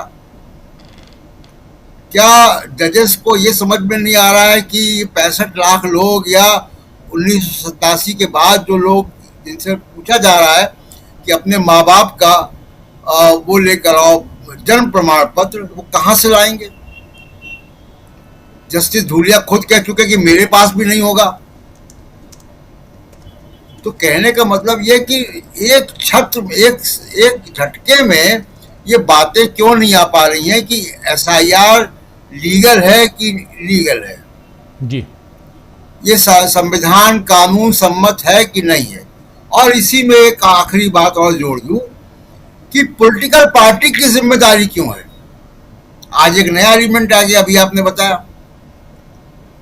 पॉलिटिकल पार्टी की जिम्मेदारी इलेक्टोरल रोल बनाना नहीं है। पॉलिटिकल पार्टी की जिम्मेदारी चुनाव लड़ना है और उसकी देखरेख करना है, चुनाव जो वोटर लिस्ट है उस पर ऑब्जेक्शन करना है। पॉलिटिकल पार्टी की कैसे जिम्मेदारी हो गई? चुनाव आयोग की जिम्मेदारी है मतदाता सूची बनाना। 12 पॉलिटिकल पार्टीज में से 8 तो इसके खिलाफ याचिका लगा के वहां खड़े हैं और वो आपने उनसे बात नहीं की। उसके बाद आप कह रहे हैं कि पॉलिटिकल पार्टीज जो हैं इसमें मदद करें। वो नहीं करना चाहते मदद, इसलिए नहीं करना चाहते क्योंकि आपकी चोरी है, आप ऑलरेडी चोरी कर रहे हैं। केवल मदद नहीं राजीव जी, वहां यह भी कहा गया कि पॉलिटिकल पार्टी जिम्मेदार है क्योंकि उन्होंने टाइम से ऑब्जेक्शन नहीं किया। जी, तो पॉलिटिकल पार्टी जिम्मेदार है अगर मतदाता सूची में गड़बड़ धांधली है तो, जिनसे आप सब कुछ छिपा रहे हैं, जिनसे आप मशीन रीडेबल डेटा नहीं दे रहे हैं, जिसमें फोटो हटा के दे रहे हैं, जिसमें नाम पते हटा के दे रहे हैं, फिर वो पॉलिटिकल पार्टी जिम्मेदार भी है कि वही मतदाता सूची बनाए। तो इलेक्शन कमीशन में दुकानें खुलवा दें, वहां लोग सब्जी खरीदें, फल खरीदें। जी, अगर पॉलिटिकल पार्टी ये जिम्मेदारी कर रही है तो इलेक्शन कमीशन क्या करेगा? इसके पास पूरा प्रशासनिक तंत्र हो जाता है जब वो चाहता है। चीफ सेक्रेटरी उसको रिपोर्ट करता है जब मॉडल कोड ऑफ कंडक्ट होता है। तो जिसका पूरा तंत्र, अभी जो एसआईआर बिहार में हो रहा है, ये चुनाव आयोग का तंत्र नहीं है, ये वहां की राज्य सरकार का तंत्र तो इस्तेमाल कर रहे हैं, चाहे वो बीएलओ हो, चाहे ईआरओ हो, चाहे एआरओ हो। तो सवाल ये है कि सुप्रीम कोर्ट को ये सब बातें क्यों नहीं दिखाई दे रही हैं कि 65 लाख लोगों का या 1 करोड़ लोगों का मताधिकार का सवाल है, उसको प्रोटेक्ट करना है। उसको प्रोटेक्ट करने के तरीके सुप्रीम कोर्ट जानता है। सुप्रीम कोर्ट को की मदद करने के लिए वहां तमाम सारे बड़े बड़े वकील खड़े हुए हैं, उनकी पिटीशंस हैं। और अब एक जो मताधिकार जो राहुल गांधी, तेजस्वी यादव और सीपीआई-एमएल और वीआईपी पार्टी की यात्रा चल रही बिहार में और उसको बहुत अच्छा ट्रैक्शन मिल रहा है, बहुत अच्छा रिस्पांस मिल रहा है बिहार से। देखिए, पॉलिटिकल पार्टीज को कॉल लेनी है। जब आप नारा लगा रहे हैं कि वोट चोर गद्दी छोड़, तो फिर आपको पॉलिटिकल कॉल भी लेनी है साथ में कि क्या इसकी विवेचना करनी है कि अब चुनाव आयोग या सुप्रीम कोर्ट ये चाहता है कि चुनाव आयोग ये जो मौजूदा एसआईआर चल रहा है, इसी एसआईआर से निकली हुई मतदाता सूची में चुनाव होगा। तो क्या ये चुनाव फेयर होगा? क्या ये मतदाता सूची फेयर होगी जिसमें वो चुनाव लड़ेंगे और जनता अगर उनको लाना चाह रही तो वो आ जाएंगे सत्ता में? इसकी प्रैक्टिकल कॉल उनको लेनी होगी। देखिए, 12,600-700 वोट से पिछले चुनाव में हार जीत हो गई थी दोनों पार्टियों में। जी, उसके भी बड़े आरोप है कि चुनाव कैसे तेजस्वी यादव अपने तमाम इंटरव्यू भाषणों में बोलते हैं। अगर आपने 2-4 लाख भी वोट इधर उधर कर दिए तो आपने तो चुनाव का परिणाम तय कर दिया। बिल्कुल। तो क्या ये एसआईआर से निकलने वाली मतदाता सूची में चुनाव अगर होगा तो विपक्षी पार्टियां अगर जनता चाहती है तो वो सत्ता में आ पाएंगी, और नहीं आ पाएंगी तो उनका कॉल क्या होगा ये पॉलिटिकल पार्टीज को तय करना है। जी राजीव, बिल्कुल बिल्कुल, पॉलिटिकल पार्टीज को क्या तय करना है और पॉलिटिकल पार्टीज क्यों इसमें इन्वॉल्व हों। और बार बार आज सुप्रीम कोर्ट जस्टिस सूर्यकांत बार बार कह रहे थे कि पॉलिटिकल पार्टियां और बीएलए वो इंटरेस्ट क्यों नहीं ले रही हैं, और फाइनली उन्होंने आदेश में कह दिया कि 12 जो प्रमुख पार्टियां हैं वहां पे उन 12 पार्टियों को चुनाव आयोग जो लोकल वहां का है बिहार का, वो मुख्य चुनाव आयोग निर्वाचन आयोग, वो वहां चिट्ठी लिखे और इनको कहे कि आपके एरिया में आपके बीएलए के जरिए, बूथ लेवल एजेंट के जरिए अगर किसी का नाम छूटा है तो उनका नाम जुड़वाएं। यानी ये काम पॉलिटिकल पार्टियों के ऊपर थोप दिया गया है। सुनील शुक्ला जी, ये जो थोपा हुआ काम है इसको कितनी ईमानदारी के साथ पॉलिटिकल पार्टियां वो अपने चुनाव की तैयारी करवाएंगी, पॉलिटिकल पार्टियां, कि वोटरों के मतदान का जो हक है वो दिलाने के लिए, उसके लिए तो राहुल गांधी निकले ही हैं। और ये काम क्या आपने यानी चुनाव आयोग ने क्या इन तमाम 12 दलों से पूछकर ये काम इसकी शुरुआत की थी? इन लोगों ने तो पहले ही दिन कहा कि हमको ये नहीं चाहिए। आपने लिस्ट बना लिया, आपकी लिस्ट है जनवरी 2025 की, चुनाव करवा दो। आज भी सुप्रीम कोर्ट में ये गुहार यही लगा रहे हैं कि आप इस पे चुनाव करवाओ, लेकिन सुप्रीम कोर्ट कह रहा है कि ये। अब इसका दूसरा पहलू जो है, जो कांग्रेस ने प्रेस कॉन्फ्रेंस जो विज्ञप्ति जारी की है उसमें कहा जा रहा है कि नकेल कसने की कोशिश है, यानी अपनी जीत कांग्रेस बता रही है, विपक्ष की जीत इसमें देख रही है कांग्रेस। आप कैसे देखते हैं? धन्यवाद राजीव जी। सुप्रीम कोर्ट ने यह नहीं कहा है कि जो मतदाता जिनका नाम छूट गया है उनको मतदाता सूची में शामिल होने का दायित्व पूरी तरह से राजनीतिक दलों पर छोड़ दिया है। सहयोग करने की बात कहा, सहयोग, बिल्कुल सहयोग करने की बात कहा। बीएलओ का उस जिम्मेदारी से मुक्त नहीं है। वो ये नहीं कह सकता है कि राजनीतिक दलों ने हमको सहयोग नहीं किया। राजनीतिक दलों के जो ऊपर अब ये बात आरोप लगाया गया तो राजनीतिक दलों ने इसका प्रतिवाद भी किया। ये कह रहे हैं कि केवल 2 ऑब्जेक्शंस मिले हैं राजनीतिक दलों की ओर से। राजनीतिक दलों ने कहा कि मेरे ऑब्जेक्शंस को स्वीकार ही नहीं करते। सबसे बड़ा सवाल यह था कि जो हर फार्म के साथ बात की जा रही थी कि फिजिकल फार्म आप दीजिए, सर्वोच्च न्यायालय ने उसको खत्म कर दिया कि ऑनलाइन भरिए, ऑनलाइन अपना आधार कार्ड और ईपी कार्ड दे दीजिए, जिसको ले नहीं रहे थे। इस तरह की वो शिकायतें तो आई, अखबारों में बाकायदे छपी हैं कि जिसमें बीएलओज ने मतदाताओं के आधार कार्ड लेने से मना कर दिया और वो 11 जो डॉक्यूमेंट है उसी पर इंसिस्ट कर रहे हैं। अगर कोई मतदाता अपने आवेदन को लेके जा रहा है और वो अपने साथ आधार कार्ड दे रहा है और बीएलओ उसको स्वीकार नहीं करे तो क्या करेंगे आप? क्या प्रमाण उसके पास है? इसी बात को निर्वाचन आयोग लगातार बल दे रहा था। जो सबसे बड़ा राहत दे दिया निर्वाचन आयोग ने कि आप ऑनलाइन जमा कीजिए और इस डॉक्यूमेंट के साथ जमा कीजिए। अब तो सबके पास प्रमाण भी हो जाएगा कि हमने दे दिया है। देखिए, मतदाता सूची तैयार, ये तो सही है कि जो निर्वाचन आयोग एसआईआर को लेकर के बिहार के बारे में कर रहा है वो तथ्यपरक नहीं है। 2003 में लगभग 8 महीने 9 महीने लगे थे। जो यह बात कही जा रही थी कि जुलाई के महीने में एसआईआर हुआ था, बिल्कुल नहीं हुआ था। यह अक्टूबर नवंबर तक गया है मामला अब ऑब्जेक्शन स्वीकार करने के लिए। अक्टूबर नवंबर बाढ़ नहीं रहती है, जाने का मौसम होता है। तो आप गलत तथ्यों पर हमेशा रख रहे हैं ना। और राजनीतिक दलों के ऊपर जिम्मेदारी नहीं है। सहयोग की बात बिल्कुल सही बात है कि मतदाता सूची तैयार करने में राजनीतिक दलों की भूमिका रही है। आपत्तियां मतदाताओं राजनीतिक दलों के कार्यकर्ता करते हैं। इंडिविजुअल आमतौर पर अगर किसी का नाम आया तो उस इलाके का जो बीएलए है वो आपत्ति करता है कि राजीव रंजन जी इस मोहल्ले के निवासी होने का दावा करते हैं, हमारे मोहल्ले में नहीं रहते। वो लिख के आपत्ति करता है और खड़े होकर आपत्ति करता है। वो बात नहीं आती। तो यह राजनीतिक दलों की भूमिका तो उसमें एक स्टेक होल्डर है वो, लेकिन पूरी जिम्मेदारी उसी की नहीं है।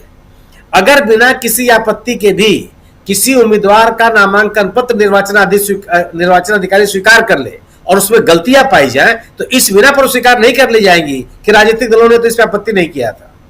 तथ्यों को जांचने का काम निर्वाचन आयोग के लोगों का है, निर्वाचन से जुड़े हुए लोगों का यह काम है। सहयोग करना बाकी लोगों का काम है और सहयोग की अपेक्षा करना, इसमें कोई गलत मैं कोई गलत तथ्य नहीं पाता। ये होना भी चाहिए। राजनीतिक दलों को इतनी जागरूकता दिखानी चाहिए और ऐसा नहीं है कि एक ही राजनीतिक कार्यकर्ता मतदाता सूची में तैयार कर रहा है, वही राजनीतिक कार्यकर्ता पोस्टर पम्पलेट भी लगा रहा है और वही राजनीतिक कार्यकर्ता राजनीतिक सभाएं भी करा रहा है। एक होती है हर संगठित दलों के पास ऐसे लोग हैं, बड़ी संख्या में छोटी संख्या में, लेकिन है। और यह सहयोग तो राजनीतिक दलों को करना भी चाहिए। सर्वोच्च न्यायालय का जो ये आदेश है, मैं ये मानता हूं कि मतदाताओं को मतदाता सूची से बाहर करने की जो एक कोशिश चल रही थी उसमें पूरी तरह से विराम लगा है। इनको ये बताना पड़ेगा अब तो जो मतदाता सूची से बाहर हो गया और उसने अपने क्लेम कर लिए, उसके पास रिकॉर्ड है कि साहब ये देखिए हमने इनको लिख करके दिया और उन्होंने हमारा नाम नहीं डाला या डाला। तो जो ये इस बिना पर कि आपका नाम आया, आपका नाम नहीं आया, आपने अभिलेख जमा किया, आपने अभिलेख जमा नहीं किया, उस पर जो काटने की बात की जा रही थी, जिसमें ऑलरेडी कैलकुलेट कर लिया गया था कि 2 करोड़ लोगों का नाम काट दिया जाए। किस आधार पर कहा गया था? क्यों काट देंगे आप? जो इलेक्टोरल रिवीजन होता है मतदाताओं के नाम शामिल करने के लिए किया जाता है। वो मतदाताओं के नाम काटना उसकी प्राथमिकता नहीं होती। आपने पहले ही डिक्लेयर कर दिया कम से कम 2 लाख लोगों के नाम, 2 करोड़ लोगों के नाम कटेंगे, और क्यों कटेंगे यह बताने के लिए आप नहीं तैयार थे। जिन आधारों पर नाम 66 लाख लोगों के काटे गए वो आधार आप बताने के लिए तैयार नहीं थे। अब सब आप आधार बताइए। अब जब उनके नाम पब्लिक डोमेन में आ गए, क्लेम करने का जो माध्यम वह ऑनलाइन हो गया, इसमें ये पूरे जो ये SIR की गतिविधियां हैं पूरी तरह से एक्सपोज हो जाएंगी, या अब किसी के मनमानी नहीं होने वाली। यह बहुत ही परिवर्तनकारी निर्णय है। राजनीतिक दलों को शामिल करने को मैं बहुत ही अतिशयोक्त नहीं मानता। ये मैं मानता हूं कि उनकी उपस्थिति से मतदाता सूची और उचित तरीके से बनेगी और अद्यतन होगी। दूसरी बात कि इस पूरे मुहिम में जो विपक्षी दल, खासतौर से इंडिया दल समूह अभियान चला रहा, उसकी बड़ी जीत है। पूरे राज्य में उसने माहौल खड़ा कर रखा है। लोग सड़कों पर निकल के कह रहे हैं कि मेरा नाम कटा है। एक अखबार के लोग बाकायदे विधानसभा क्षेत्रों का नाम उन्होंने दिया है कि एक ही पते पर, एक ही जगह पर 200, 300 लोगों के नाम है। अभी एक संसदीय क्षेत्र वाल्मीकि नगर का नाम लिया जा रहा है, जहां बड़े पैमाने पर बोगस वोटर लोगों के नाम शामिल करने का आरोप लग रहा है। क्यों नहीं खंडन किया जाता उसका कि यह बात जो कही जा रही है वो तथ्यपरक नहीं है? ये क्या बिहार के निर्वाचन से जुड़े हुए लोगों को इस बात की जानकारी नहीं होती है? सवाल इस बात का है कि मतदाता सूची में नाम होना यह सामान्य घटनाक्रम नहीं है। वहां के आम नागरिकों के लिए यह चिंता की बात है कि हम इस देश के नागरिक माने जाएंगे कि नहीं माने जाएंगे। जी, इस देश के सरकार के द्वारा दी जा रही जो सरकारी योजनाएं हैं उसका लाभ उनको मिलेगा कि नहीं मिलेगा, बड़ा प्रश्न यह है। और अगर प्रधानमंत्री जी, अगर राज्य के मुख्यमंत्री जी, अगर एनडीए के सहयोगी दल इस विषय पे चुप रहते हैं तो बाकी उनका जो मुद्दा है वो प्रभावी नहीं हो सकता। आज आप ऑपरेशन सिंदूर का नाम लेकर के, घुसपैठियों का नाम लेकर के आप राष्ट्रवाद और सांप्रदायिक एकीकरण, ध्रुवीकरण की स्थिति नहीं पैदा कर सकते, संभव नहीं है वो। आज लोगों के सामने, जो बिहार के लोगों के सामने सवाल है, आपको उसको एड्रेस करना पड़ेगा। आपको ये बताना पड़ेगा कि आखिर वहां 14% लोग ही हाई स्कूल पास क्यों है, मैट्रिक का एग्जामिनेशन क्यों दिए, उनके पास सर्टिफिकेट है। आपको ये बताना पड़ेगा कि केवल 2.5% ही ऐसे लोग क्यों हैं जिनके पास पासपोर्ट है, वो विदेश जाने की ताकत नहीं रखते हैं, ये आर्थिक स्थिति उनकी बनी हुई है। आपको बताना पड़ेगा कि इतनी बड़ी संख्या में भूमिहीन कैसे हैं, या उनकी आर्थिक स्थिति इतनी खराब क्यों है, रोजगार का दर इतना खराब क्यों, रोजगार के अवसर क्यों नहीं सृजित हो रहे हैं। 20 साल से आप सत्ता में है। घुसपैठिए का सवाल तो अविभाजित बिहार में आपने, झारखंड में पैदा किया था, पूरे इलेक्शन पर आप यही गाते रहे, लोगों ने स्वीकार कर लिया उसको, क्योंकि यह एक आर्टिफिशियल माहौल वहां बनाया गया है। जिस घुसपैठिए के नाम पर आप SIR के साथ खड़े दिखाई पड़ते हैं, उन घुसपैठियों की संख्या बताने के लिए निर्वाचन आयोग तैयार नहीं है। उन घुसपैठियों का अधिकृत आंकड़ा आज तक सरकार ने नहीं दिया। नहीं उस सरकार में तो आप हैं, सरकार में आरजेडी है क्या, और आरजेडी और कांग्रेस के लोग लेकर के आ रहे हैं अगर घुसपैठियों को, तो आप रोकने में सक्षम नहीं हो सकते। कितने लोगों को आपने असम से बाहर कर दिया, और घुसपैठियों के नाम पर आप बांग्ला भाषा में बात करने वाले लोगों को आप बांग्लादेशी घोषित कर देंगे, तो वो तो समाज स्वीकार नहीं करेगा, वो तो संभव नहीं है। विषयांतर करके लोगों को के साथ आप मुद्दों को कमजोर नहीं कर सकते, ये संभव नहीं है। और मैं मानता हूं, मेरा व्यक्तिगत आकलन है कि आज का SIR को लेकर के आज सर्वोच्च न्यायालय का आदेश बहुत महत्वपूर्ण आदेश है, और इस मुद्दे को लेकर के विपक्ष के द्वारा खड़ा किया जो नैरेटिव है उसको ताकत मिलती है, उस आम आदमी को ताकत मिलती है जिसको कागजात और अभिलेखों के नाम पर मतदाता सूची से बाहर करने की कोशिश की जा रही थी। जी जी बिल्कुल बिल्कुल, एक बड़ा आदेश, और इस आदेश में जो बातें कही गई हैं वो आप तक पहुंच चुकी हैं, और उसमें मुख्य रूप से राजनीतिक दलों को की भागीदारी भी जोड़ी गई है कि वो भी अपनी भागीदारी निभाएं, और साथ साथ 12 राजनीतिक दलों को इसमें एक पक्षकार भी बनाया गया है। यहाँ ये महत्वपूर्ण दूसरी बात कि आप ऑनलाइन कहीं भी हैं, दुनिया के किसी भी कोने में हैं, आप ऑनलाइन एप्लीकेशन भर सकते हैं। आपको फिजिकल एप्लीकेशन देने की ज़रूरत नहीं है। भारत के किसी दूसरे राज्य में नहीं बल्कि दुनिया के किसी भी कोने में हैं, आप ऑनलाइन फॉर्म भर सकते हैं, ये आदेश दिया गया है। और इसके अलावा बृंदा ग्रोवर और कपिल सिब्बल, अभिषेक मनु सिंघवी, गोपाल शंकर नारायण, इन तमाम वरिष्ठ वकीलों ने जो बातें कही हैं और उनको संज्ञान में लेते हुए, और इन लोगों ने कहा कि इसमें आपने आदेश दिया कि आधार कार्ड को जोड़ा जाए, लेकिन ये आधार कार्ड के साथ उन 11 दस्तावेजों में से कोई एक दस्तावेज मांग रहे हैं, तो इस पर साफ साफ निर्देश ये भी दिया गया कि आधार कार्ड या उन 11 में से कोई है तो वो दे दीजिए आप। लेकिन अगर आधार कार्ड है तो सिंगल आधार कार्ड चलेगा, वहां पे ये नहीं है कि आधार कार्ड के साथ आप कुछ और जोड़िए। लेकिन उधर बिहार में इस पर क्या चल रहा है, और ये जो यात्रा चल रही है, इस यात्रा का कितना असर, क्योंकि ये यात्रा वोटर अधिकार यात्रा है, तो वोटरों के बीच यानी मतदाताओं के बीच इसका कितना असर और इसका ये पैगाम कहां तक पहुंचा है, जरा हेमंत कुमार जी से समझने की कोशिश हम करते हैं। हेमंत जी, आपका स्वागत है। और सबसे पहले यही आपसे समझना है कि राहुल और तेजस्वी की ये यात्रा कितना अंदर तक पेनिट्रेट कर चुकी है। धन्यवाद। मैं समझता हूं कि इस देश में जब कभी अंधेरगर्दी हुई है तो इस देश में जो जन आंदोलन है, उन जन आंदोलनों ने इस देश की राह रोशन की है। और यह साफ साफ दिखाई दे रहा है कि इस अंधेरगर्दी के खिलाफ, इस फर्जीवाड़े के खिलाफ जो कुछ हो रहा है बिहार की सड़कों पर, वह बिहार के लोगों के लिए ही नहीं बल्कि पूरे देश के लोगों के लिए राह रोशन कर रहा है। और इस रोशनी में लोकतंत्र की हिफाजत का पैगाम है और वोट के अधिकार के हिफाजत का पैगाम है। ये जो कुछ भी हो रहा है इसलिए हो रहा है कि जो सत्ता प्रतिष्ठान है उसने किस तरह से आपस में मिल करके और लोगों को वोट के अधिकार से वंचित करने का पूरा हुआ है। और उस कैंपेन में न्याय होता हुआ बहुत कम दिखता है, बल्कि दिखाई ये देता है कि जो अन्याय करने वाले लोग हैं उनको बच करके निकलने का, पतली गली से निकल जाने का रास्ता दिया जा रहा है।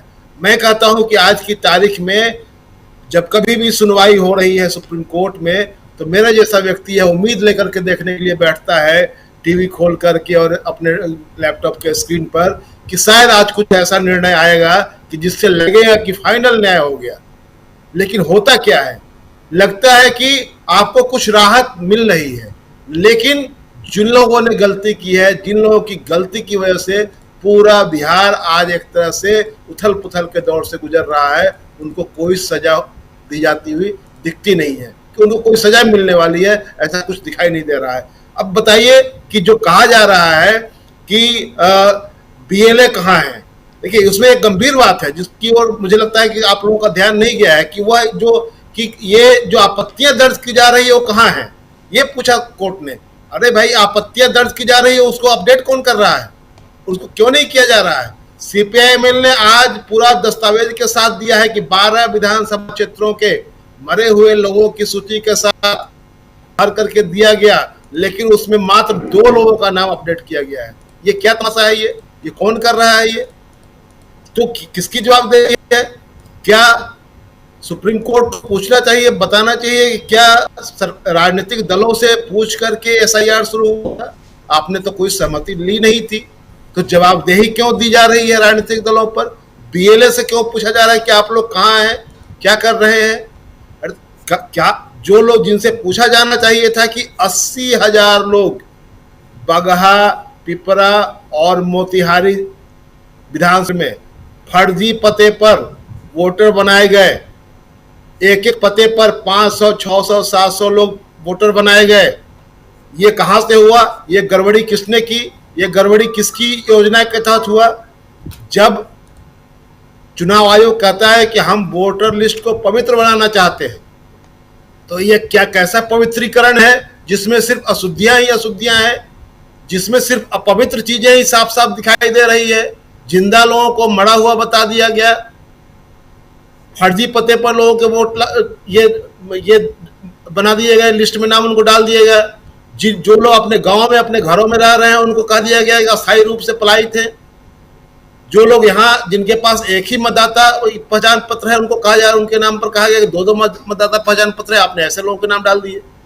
और उसको कंप्लेन जो किया जा रहा है, जो कंप्लेन दायर किया जा रहा है, उसका कोई संज्ञान नहीं ले रहा है। और सुप्रीम कोर्ट उल्टे पूछ रहा है कि कहाँ है बीएलए आपके 90,000 बीएलए जो है उसमें 50,000 तो बीजेपी के हैं। उनसे पूछा जाना चाहिए था कि आपके बीएलए कहाँ है।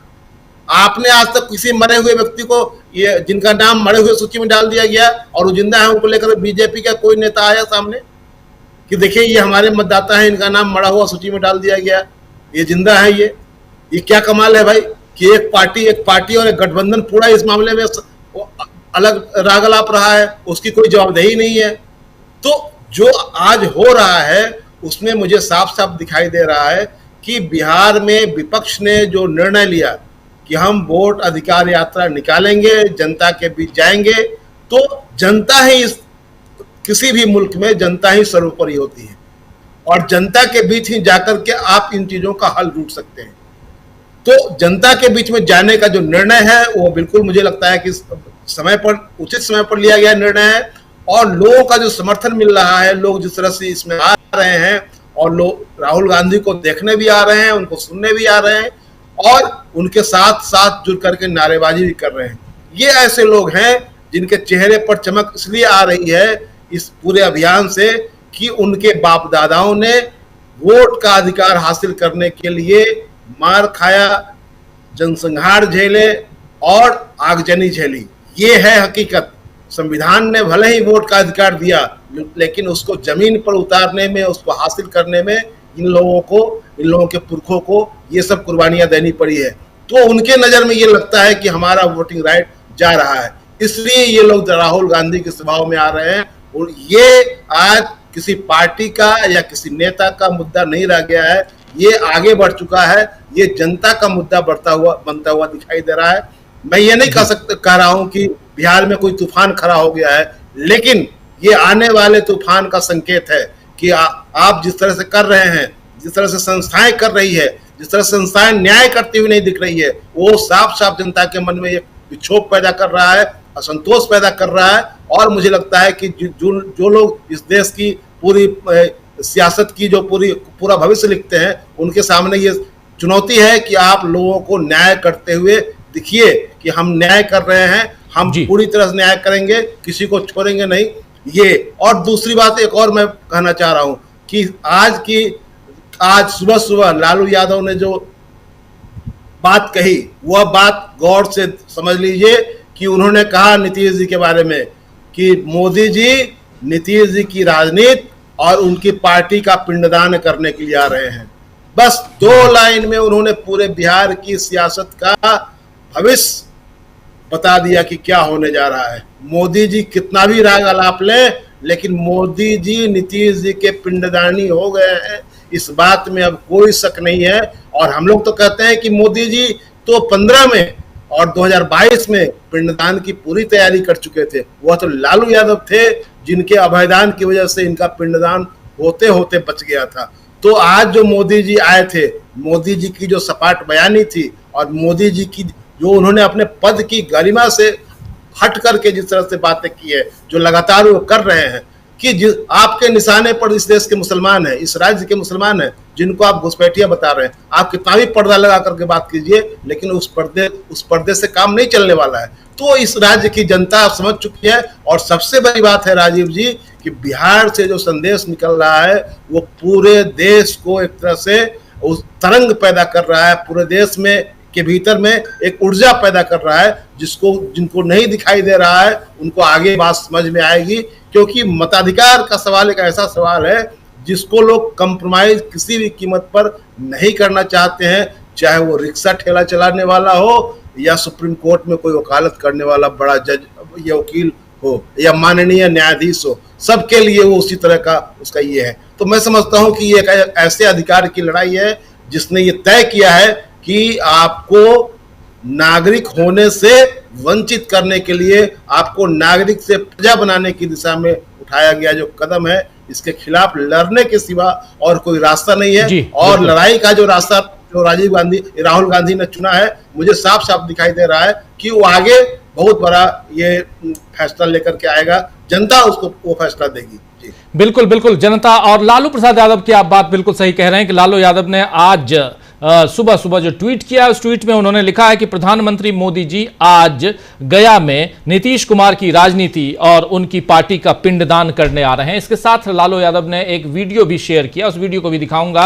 और उस वीडियो को में जो चीजें हैं वो कैसे चुनाव आयोग और नरेंद्र मोदी मिलकर जनता के वोटों की चोरी कर रहे हैं, उसमें नीतीश कुमार भी सहभागी हैं, ये बात वहां दिखाई गई है। तो बहुत महत्वपूर्ण ट्वीट पोस्ट आज लालू प्रसाद यादव का कि मोदी जी आज गया में पिंडदान करने आ रहे हैं, नीतीश कुमार की राजनीति और उनकी पार्टी का पिंडदान करने आ रहे हैं। आप जानते हैं पिंडदान अब कुछ दिनों बाद सब गया जी और वहां पहुंचेंगे और अपने पूर्वजों का पिंडदान करते हैं। ये हिंदू रीति नीति में ये साल में एक बार आता है। जरा उस वीडियो को भी दिखा देता हूं, आपको कह रहा था, और फिर अमलेंदु जी आपके पास आता हूं, जरा वीडियो दिखाइए।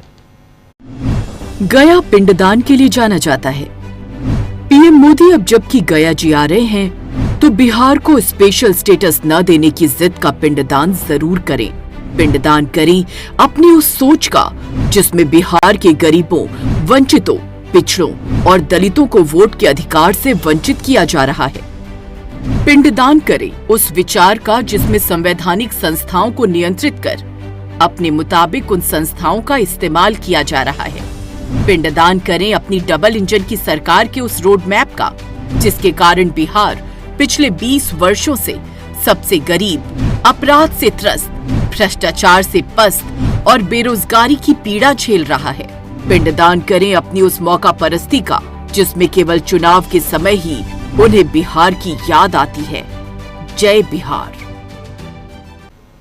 तो ये इस वीडियो के साथ लालू यादव ने वो ट्वीट किया पिंडदान का। और जब नीतीश बाबू और मोदी जी वहां थे, उसी मंच पर जीतन राम मांझी भी थे और मांझी भाषण देते हुए उन्होंने कहा कि कुछ लोगों ने रट लगाया था कि बिहार को स्पेशल स्टेटस दिया जाए, विशेष राज्य का दर्जा प्राप्त हो, लेकिन मोदी जी ने उससे ज्यादा कर दिया। यानी कहीं ना कहीं आज जीतन राम मांझी ने भी नीतीश बाबू की पार्टी का पिंडदान करने की कोशिश की, ये तो साफ दिखाई दे रहा है। अमलेंदु उपाध्याय जी यहां पिंडदान की बात छोड़ें, लेकिन सबसे इंपॉर्टेंट जो है वो ये कि मतदाताओं में जो एक जागरूकता पैदा करने की बात थी, क्या आपको लगता है कि विपक्ष और खासकर राहुल गांधी ने वो काम कर दिया है बिहार के लिए? अनम्यूट कीजिए। बिहार के लिए, बिहार जी ठीक है जी, बिहार के लिए नहीं बल्कि पूरे देश के लिए राहुल गांधी ने एक मतदाताओं के अंदर जागृति पैदा कर दी।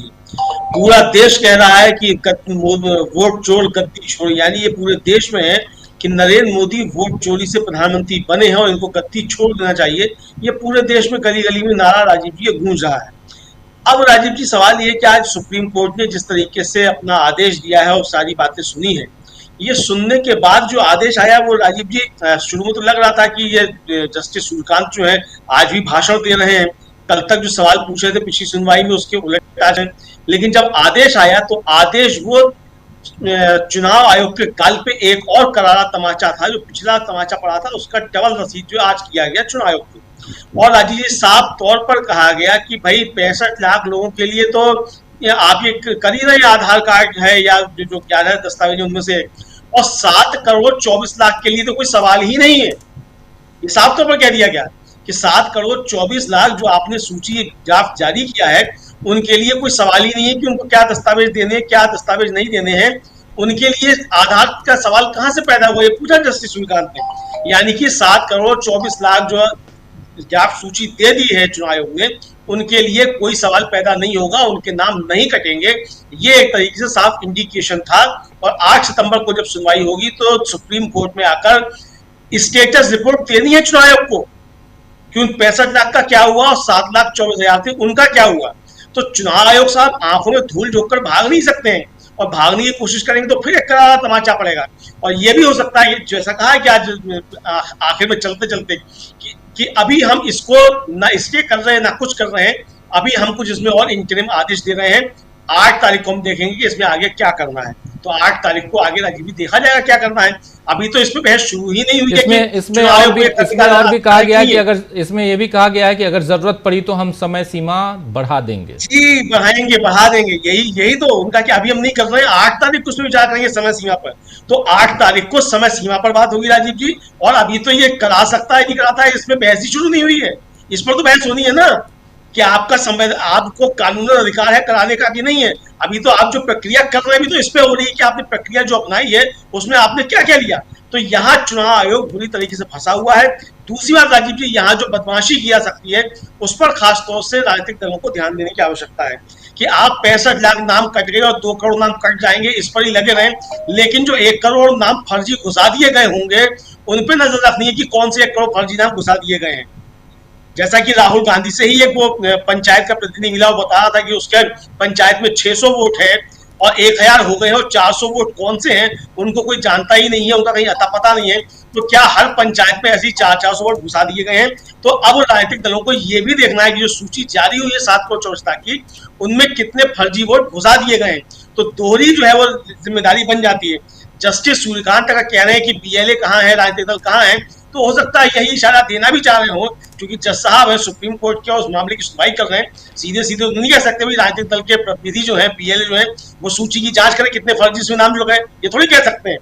एक मर्यादा है, वो नरेंद्र मोदी थोड़ी है कुछ भी आकर बोल रहे कि हम घुसपैठियों को जो है बाहर निकालेंगे और नरेंद्र मोदी को गाली देने लग जाए कि देश के अंदर घुसपैठिए घुसाएं।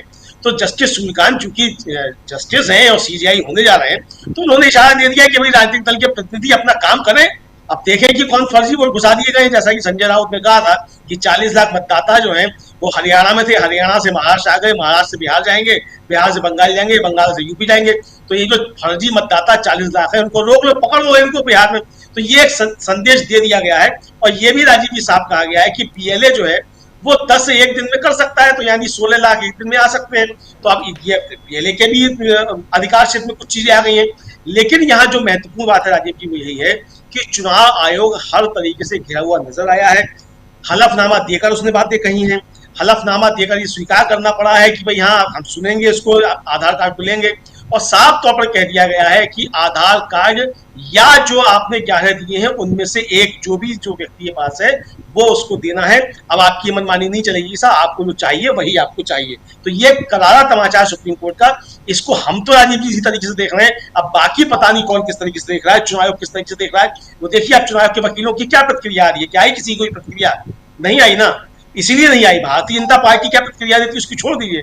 प्रधानमंत्री क्या एसआईआर की बात कर रहे हैं वो छोड़ दीजिए, प्रधानमंत्री तो कुछ भी बोल सकते हैं। जैसे आज ही कह दिए, जैसे मैंने अभी कहा पहले भी कि प्रधानमंत्री तो आज नरेंद्र मोदी को ही कटघरे में खड़ा कर दिया कि 11 सालों में बांग्लादेशी घुसपैठिए घुसाए हैं और हमारा प्रधानमंत्री नाकारा है, सीमा की रक्षा नहीं कर पा रहा है, इसलिए बांग्लादेशी घुसपैठिए घुसाए हैं। तो ये तो नरेंद्र मोदी ने आज कहा, हम थोड़ी कह रहे हैं, नरेंद्र मोदी ने कहा बांग्लादेशी घुसाए हैं। तो इसलिए जो है ये करारा तमाचा चुनाव आयोग के गाल पे है। राजनीतिक दलों को ध्यान ये रखना है, खासतौर से जो इंडिया गठबंधन और विपक्ष के हैं, कि फर्जी मतदाता जो घुसेड़े हैं चुनाव आयोग की मदद से बीजेपी ने, उनके ऊपर आपत्तियां दर्ज करें और जो मतदाता रह गए हैं जिनका फर्जी जो काट दिए हैं उनका नाम जुड़वाएं। तो अब सक्रियता के साथ काम करें और 8 तारीख को जमाएं तो बताएं कि साहब चुनाव आयोग ने इतनी बढ़िया गड़बड़ियां की थी। अगर सुप्रीम कोर्ट हस्तक्षेप नहीं करता तो इनकी मंशा जो थी, जो याचिकाकर्ता कह रहे थे, वो साबित हो रही है।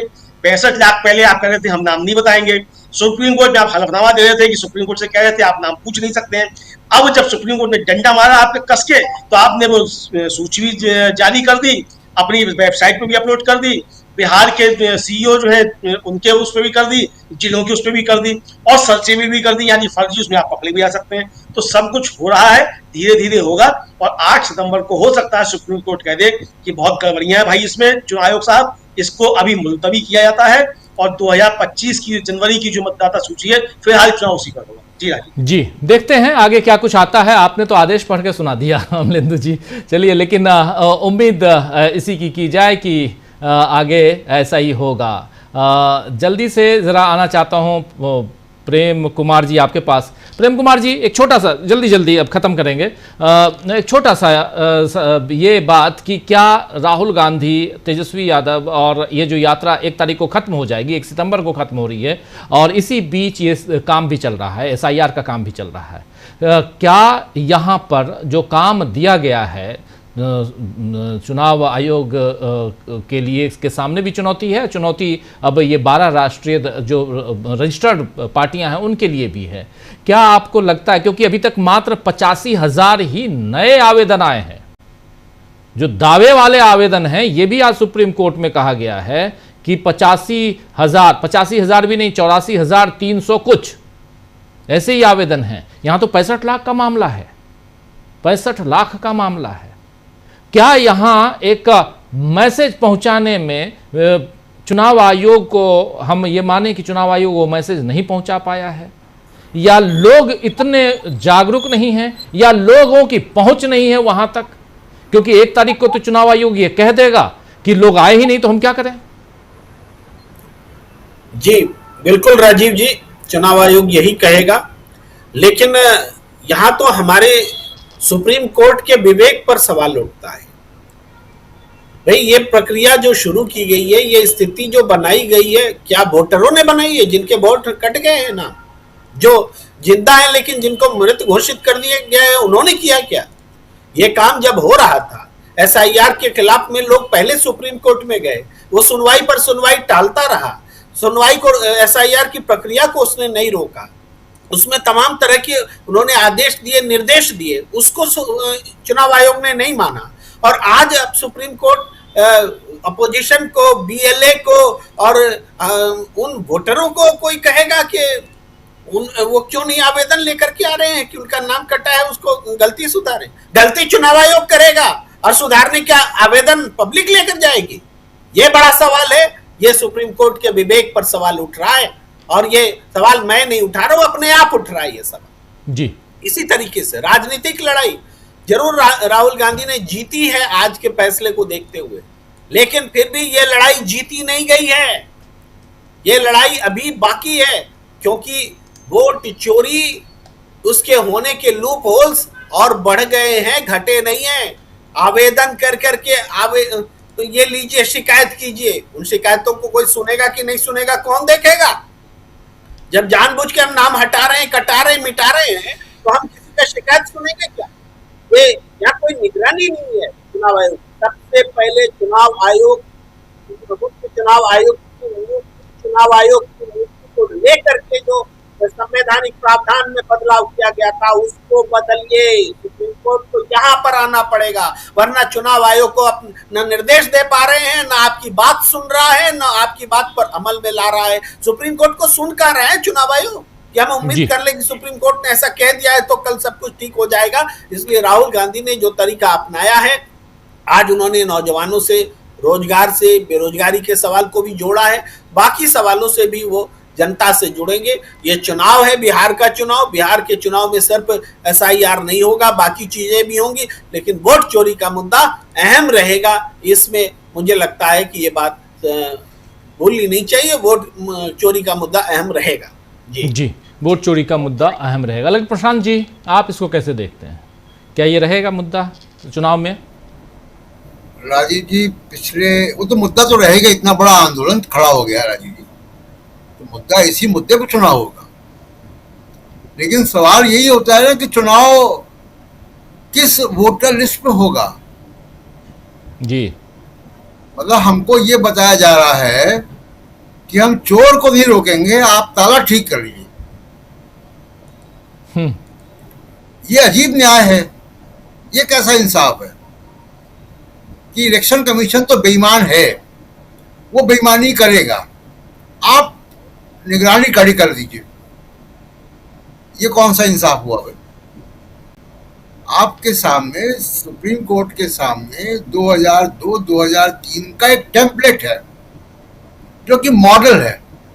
उस वक्त टेक्नोलॉजी उतनी नहीं थी जितनी आज है, तो आप उस टेक्नोलॉजी का इम्प्लीमेंट आप इम्प्रोवाइज कीजिए। इस डिजिटल युग में माननीय सुप्रीम कोर्ट ये कह रहा है कि आप अपलोड भी कर सकते हैं और उसको हम बड़ी एक संवैधानिक राहत मान रहे हैं। हमको सांस लेने की इजाजत मिल रही, ये भी राहत है। इस डिजिटल युग में अब सब कुछ डिजिटल हो रहा है। पासपोर्ट डिजिटल अप्लाई हो रहा है, इनकम टैक्स रिटर्न डिजिटल है, मतदाता में सूची में अपना नाम हम डिजिटली नहीं ऐड कर सकते। और उसको अगर जज साहब कह रहे हैं कि नहीं अब कर सकते हैं, तो वो बड़ी एक राहत हम मान रहे हैं कि हाँ बड़ा संवैधानिक राहत हमको सुप्रीम कोर्ट ने दी है। सवाल ये कि ये पॉलिटिकल, और ये मैं मान चुका हूँ राजीव जी, इसको हम लोग देख लेंगे। अभी लालू प्रसाद यादव जी का जो बात उन्होंने कही है, कि उनका इशारा है, देखिए अभी भले ही वो खामोश रहे, बीजेपी के साथ रहे, इस पूरे प्रकरण में भुक्तभोगी वो भी होंगे। आरजेडी जो महागठबंधन है बिहार में, उसकी पार्टियां तो मैदान जंग में लड़के शहीद होंगी, वो बिना लड़े शहीद होंगे, वो भी निशाना है, गायब हो जाएंगे। उनका पता नहीं चलेगा कि चुनाव इस वोटर लिस्ट में चुनाव हो गया तो बीजेपी की सहयोगी पार्टियां का नक्शे से गायब हो जाएंगी। वो उनका पता नहीं चलेगा कहां गई, एक भी सीट नहीं मिलेगी। इस मतदाता सूची में एसआईआर के बाद जो चुनाव होगा वो बहुत संदेहास्पद चुनाव होगा। वो एक कस्टमाइज वोटर लिस्ट बन रही है, बन चुकी है। उसको लेकर अगर अदालत उतनी गंभीर नहीं है तो उम्मीद जनता की अदालत से है कि जनता उसको कैसे करती है, चुनाव कैसे होता है। पॉलिटिकल पार्टियां अब सुप्रीम कोर्ट ने कहा तो निगरानी रखेंगी, लेकिन फिर मैं बात वही कहूंगा कि पॉलिटिकल पार्टीज को इस चुनाव में कॉल लेनी पड़ेगी। आप कितनी भी डेडलाइन दे दें, एक लाइन में बस खत्म करूंगा राजीव जी, कितनी भी डेडलाइन आप दे दें, बिहार की असेंबली गठन की डेडलाइन तो आगे नहीं जा सकती ना। अगले 50 दिन के अंदर आपको बिहार के चुनाव घोषित करने हैं, अक्टूबर के महीने में। वो डेडलाइन तो आगे नहीं खिसक सकती, वो संवैधानिक डेडलाइन है। बिहार की असेंबली को जब फॉर्म होना है वो तो संवैधानिक डेडलाइन है। तो नवंबर में चुनाव होने हैं, अक्टूबर में उसकी घोषणा होनी है, और मतदाता सूची नहीं है आपके पास। हम अक्टूबर से मैच जो है 40 दिन दूर है, और हमारे पास बिहार के चुनाव में हम जा रहे हैं और मतदाता सूची नहीं है। आप सोचिए। और सुप्रीम कोर्ट को इस बात को लेकर चिंतित नहीं है। ये इसकी वजह से मैं बड़ा चिंतित हूं कि ये कैसे होगा, इस मतदाता सूची के साथ चुनाव कैसे होगा, जब 65 लाख लोगों के नाम उड़ गए और 1 करोड़ हो सकता है। क्या ये चुनाव फेयर होगा इस मतदाता सूची के साथ? इस पर नींद क्यों नहीं उड़ रही है लोगों की, मुझे नहीं आ रही बात। और एक आखिरी बात जो मोदी जी वहां बोल के गए, निर्दोष लोगों को जेल भेजने वाला,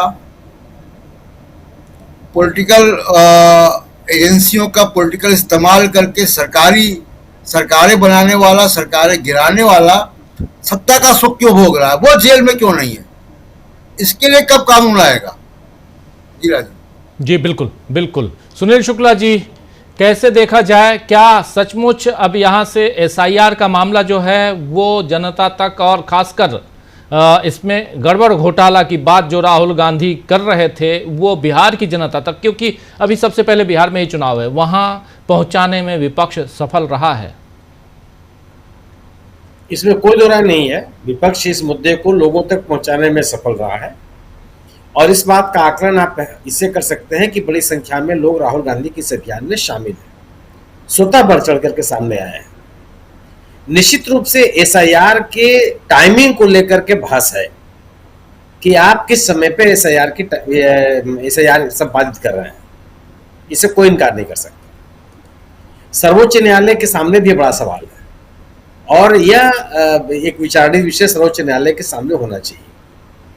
लेकिन ऐसा नहीं है कि सर्वोच्च न्यायालय ने निर्वाचन आयोग के सभी गतिविधियों को नियंत्रित करने के लिए प्रयास नहीं किए, आदेश नहीं दिए, और राहत नहीं है, इससे इनकार नहीं किया जा सकता, नहीं किया जाना चाहिए। निर्वाचन आयोग 65 लाख लोगों का नाम बताने के लिए तैयार नहीं था कि हम किसी का नाम नहीं बताएंगे, हम उनको जिनको करना था बाद में हो गए, और एक लिस्ट है जिसको आप देखते रहिए, अपने आप फिर पता कर लीजिए। निर्वाचन आयोग को सर्वोच्च न्यायालय ने कहा कि उस लिस्ट को आपको सामने लाना पड़ेगा। यह निर्वाचन आयोग जो मशीन रीडेबल मतदाता सूची देने के लिए नहीं तैयार था, उसको मशीन रीडेबल मतदाता सूची अपलोड करने के लिए जिम्मेदारी थी। यह निर्वाचन आयोग जो लोगों से केवल फिजिकल फॉर्म ले रहा था, उसमें आम मतदाताओं को कहा कि नहीं, आप ऑनलाइन मतदाता सूची, निश्चित रूप से इसके लिए निर्वाचन आयोग के ऊपर सवाल पैदा होते हैं। लेकिन जो सवाल उठे सर्वोच्च न्यायालय में, उसमें भी सर्वोच्च न्यायालय निर्वाचन आयोग के साथ नहीं खड़ा हुआ। बड़ा सवाल निश्चित रूप से है कि आखिर इसकी टाइम इस समय SIR क्यों कराया जा रहा है। मतदाता सूची को अद्यतन करने की जिम्मेदारी निर्वाचन आयोग की ही है, निर्वाचन आयोग की ही जिम्मेदारी बनती है, उसमें और किसी का हस्तक्षेप नहीं है। लेकिन मतदाता सूची को अद्यतन करने के नाम पर मनमाने तरीके से आप लोगों का नाम जोड़ देंगे या मनमाने तरीके से आप उनका नाम बाहर कर देंगे, ये तो स्वीकार नहीं हो सकता ना। लेकिन ये स्वीकार न करने के नाम पर मतदाता सूची को अद्यतन ही न किया जाए, ये भी उचित नहीं है। जो तौर तरीका अपनाया निर्वाचन आयोग ने और ये कोशिश की कि मतदाता सूची को एक कस्टमाइज तरीके से बना दिया जाए, उस पर तो पूरी तरह से रोक लग गई जी। अब आपको जिन लोगों के नाम काटने हैं आपको बताने पड़ेंगे, आपको बताना पड़ा, आपको पब्लिक डोमेन में डालना पड़ा, जिसके लिए आप तैयार नहीं थे। पोलिंग बूथ वाइज लोगों के सूची को आपको चस्पा करना पड़ा, और इसकी स्टेटस रिपोर्ट भी आपको सर्वोच्च न्यायालय में दाखिल कर। कहाँ पोलिंग बूथ पर कोई लिस्ट लगाने के लिए तैयार थे, और कहाँ वो पोलिंग बूथ वाइज बताता सूची देने के लिए तैयार थे। निर्वाचन आयोग तो अपनी कार्यशैली को एकदम बदल के बैठा हुआ था, उसको रोकने की बात की। निश्चित रूप से अब ये सवाल आया कि सर्वोच्च न्यायालय कह रहा है कि हम तिथि को बढ़ा सकते हैं, चुनाव की तिथि को नहीं बढ़ा सकता हो, लेकिन SIR की प्रक्रिया को तो बढ़ा सकता है। और परिणाम क्या होगा कि अगर आप SIR के माध्यम से जो वोटर लिस्ट अपडेट करना चाहते हैं, वो प्रक्रिया ही बढ़ जाएगी, और आपको 2024 के मतदाता सूची के आधार पर मतदान कराना पड़ेगा। 2024 के मतदाता सूची वैध हो जाएगी। सर्वोच्च न्यायालय कतई ये नहीं कर रहा है कि हम निर्वाचन की तिथि बढ़ा देंगे, बढ़ा भी नहीं सकता, उसका अधिकार क्षेत्र में नहीं है। लेकिन वह 2024 के मतदाता सूची पर मतदान कराने का आदेश दे सकता है, और इसकी पूरी की पूरी संभावना है। किसी भी हम इस सबका एप्रीहेंशन है कि आप वोटर लिस्ट को अपडेट कीजिए, लेकिन अपडेट करने के नाम पर आप मनमाने तरीके से काम मत कीजिए। उसमें एक ट्रांसपेरेंसी होनी चाहिए, लोगों को अपने दावे दाखिल करने का अवसर होना चाहिए, पर्याप्त समय होना चाहिए। आप मनमाने तरीके से अभिलेख नहीं मांग सकते, ऐसे अभिलेख आप नहीं मांग सकते जो लोगों के पास है ही नहीं है, सरकार देते ही नहीं है। ये बड़ा सवाल थे, और उसको निश्चित रूप से उन अभिलेखों को मानने का ठीक है, आप मांगते रहिए, लेकिन यह अभिलेख जिसको आप इनकार कर रहे हैं, जिसपे सबका आग्रह था, उसको मान लिया कि नहीं, आपको करना पड़ेगा। उससे पहले सुझाव दिया सर्वोच्च न्यायालय ने, फिर उसने आदेश दिए, और फिर आज उस आदेश को दोहरा दिया और कहा कि नहीं, आप फिजिकली आपको जाने की आवश्यकता नहीं है। तो जो लोगों के मन में आशंकाएं थी कि मद्रास में, चेन्नई में, श्रीनगर में, दुनिया का अनेक कोने में कोई बिहार का नागरिक अगर रह रहा है और उसका नाम मतदाता सूची में नहीं है, तो वह अपने क्लेम कैसे करेगा? उसको अवसर मिला। राजनीतिक दल अपनी इस भूमिका से अलग नहीं हो सकते कि मतदाता सूची से अगर किसी मतदाता का नाम कट रहा है तो उसको मैं सहयोग नहीं करेंगे, उनको सहयोग करना चाहिए। चुनाव की प्रक्रिया पूरी तरह से पारदर्शी हो, लोगों की प्रॉपर उचित तरीके से, आखिर राजनीतिक दल लोगों के पास घर घर मतदाता पर्ची पहुंचाते रहे कि नहीं पहुंचाते रहे? आज ही पहुंचाते हैं कि नहीं पहुंचाते हैं? उनकी जिम्मेदारी तो नहीं है। जनप्रतिनिधित्व कानून के तहत भी उनकी जिम्मेदारी नहीं है जी। लेकिन राजनीतिक प्रक्रिया में लोगों की भागीदारी को सुनिश्चित करने के लिए और उनको फैसिलिटेट करने के लिए राजनीतिक दलों ने अपनी तरफ से दायित्व उड़ा हुआ है। तो अगर मतदाता मतदान केंद्रों तक जाए, इसमें अगर राजनीतिक दलों की पहल है तो जो योग्य मतदाता है वो मतदाता सूची में रहे, इसमें उसकी भूमिका क्यों नहीं हो सकती और क्यों नहीं होनी चाहिए जी, एक बड़ा सवाल है। और मेरा अपना मानना है कि निर्वाचन आयोग की गतिविधियों पर कुछ सही रास्ते पर लाने के लिए जो सर्वोच्च न्यायालय ने किया है वह लोगों को राहत है, और निश्चित रूप से यह राहत जो विपक्ष जिसकी बात मांग करता रहा उसके अनुकूल है।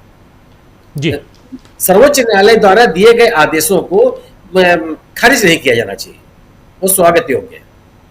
जी बिल्कुल जी। बिल्कुल बिल्कुल आप सही कह रहे हैं। बहुत कुछ आने वाले समय में हम लोगों के बीच बहुत सारी बातें आएंगी, बहुत सारी खबरें आएंगी जो हम आप तक पहुंचाएंगे, उसका विश्लेषण भी करेंगे। राहुल गांधी की यात्रा धीरे धीरे पटना की ओर बढ़ रही है। 1 तारीख को इस यात्रा का समापन है, उससे पहले अब 8 तारीख को सुनवाई, 8 सितंबर को सुनवाई होनी है SIR पे, और इस बीच 31 अगस्त तक अगर आपका नाम छूटा हुआ है, मतदाता सूची में नहीं है, तो अपना नाम आप जुड़वा सकते हैं। और उसके लिए और कोई दस्तावेज होना हो, आधार कार्ड है तो आधार कार्ड की कॉपी लगा के भी आप जमा कर सकते हैं। ये बात सुप्रीम कोर्ट के आदेश के अनुसार मैं कह रहा हूँ। जल्दी से जल्दी जुड़वा लीजिए। अब आगे देखा जाएगा कि किसके नाम कट गए, कितने नाम जोड़े गए, क्योंकि अभी तक तो कटे हुए नाम बताए जा रहे हैं। जोड़े कितने गए हैं नाम, इसका अभी जिक्र नहीं आ रहा है। आने वाले समय में इसका जिक्र भी आएगा। अभी तो सिर्फ कटे हुए लोगों की बात हो रही है, तो बहुत कुछ अभी होना बाकी है। चर्चा जारी रखेंगे। बहुत बहुत शुक्रिया सुनील जी आपका, बहुत बहुत शुक्रिया प्रेम कुमार जी, प्रशांत टंडन जी और अमलेंदु उपाध्याय जी साथ में जुड़े थे, हेमंत कुमार जी सीधे पटना से। आप सबका बहुत बहुत शुक्रिया, बहुत धन्यवाद। आप तमाम साथियों, आप सबका भी शुक्रिया अदा करता हूँ। विनोद प्रकाश गुप्ता शलभ साहब हमारे साथ बने हुए, लिख रहे हैं कि पहले एक बेईमान था, अब मुंसिफ भी बेहतरीन दक्षतापूर्ण बेईमानी पर उतर आया है। इसका इलाज तो भगवान भी नहीं कर सकता। सड़क पर क्रांति से हल हुआ सत्यानाश निश्चित है, सुप्रीम कोर्ट सख्त फैसला ले।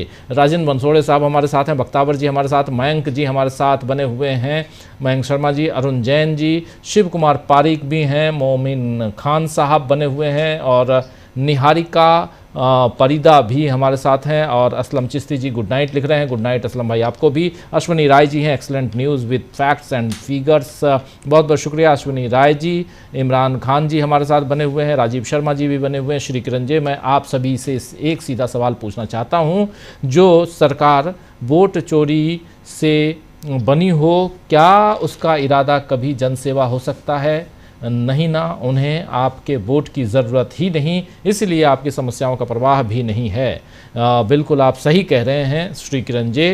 राजीव शर्मा जी भी हमारे साथ, OA हमारे साथ में, दत्तू गढ़वे हमारे साथ हैं, जुबेर भी हैं, गुड नाइट लिख रहे हैं बख्तावर जी, और मेहताब अहमद साहब, ओम प्रकाश, श्री किरण जी, और बंसीलाल धौलपुरिया जी भी हमारे साथ, मिस्टर विकास यादव जी, विकास यादव लिखे हैं, और उदय प्रसाद सिंह अशोकनगर पटना बिहार से, इरशाद खान साहब, मोहम्मद समीउल्लाह जी हमारे साथ, समीउल्लाह, और विजय यादव जी। आप तमाम साथियों, इस चर्चा को अब यही समाप्त करते हैं। कल शाम 7 बजे फिर मुलाकात होगी कुछ ऐसी खबरों के साथ, कुछ ऐसे ही पैनलिस्ट दोस्तों के साथ, और आप सबका हमेशा की तरह इंतजार रहेगा।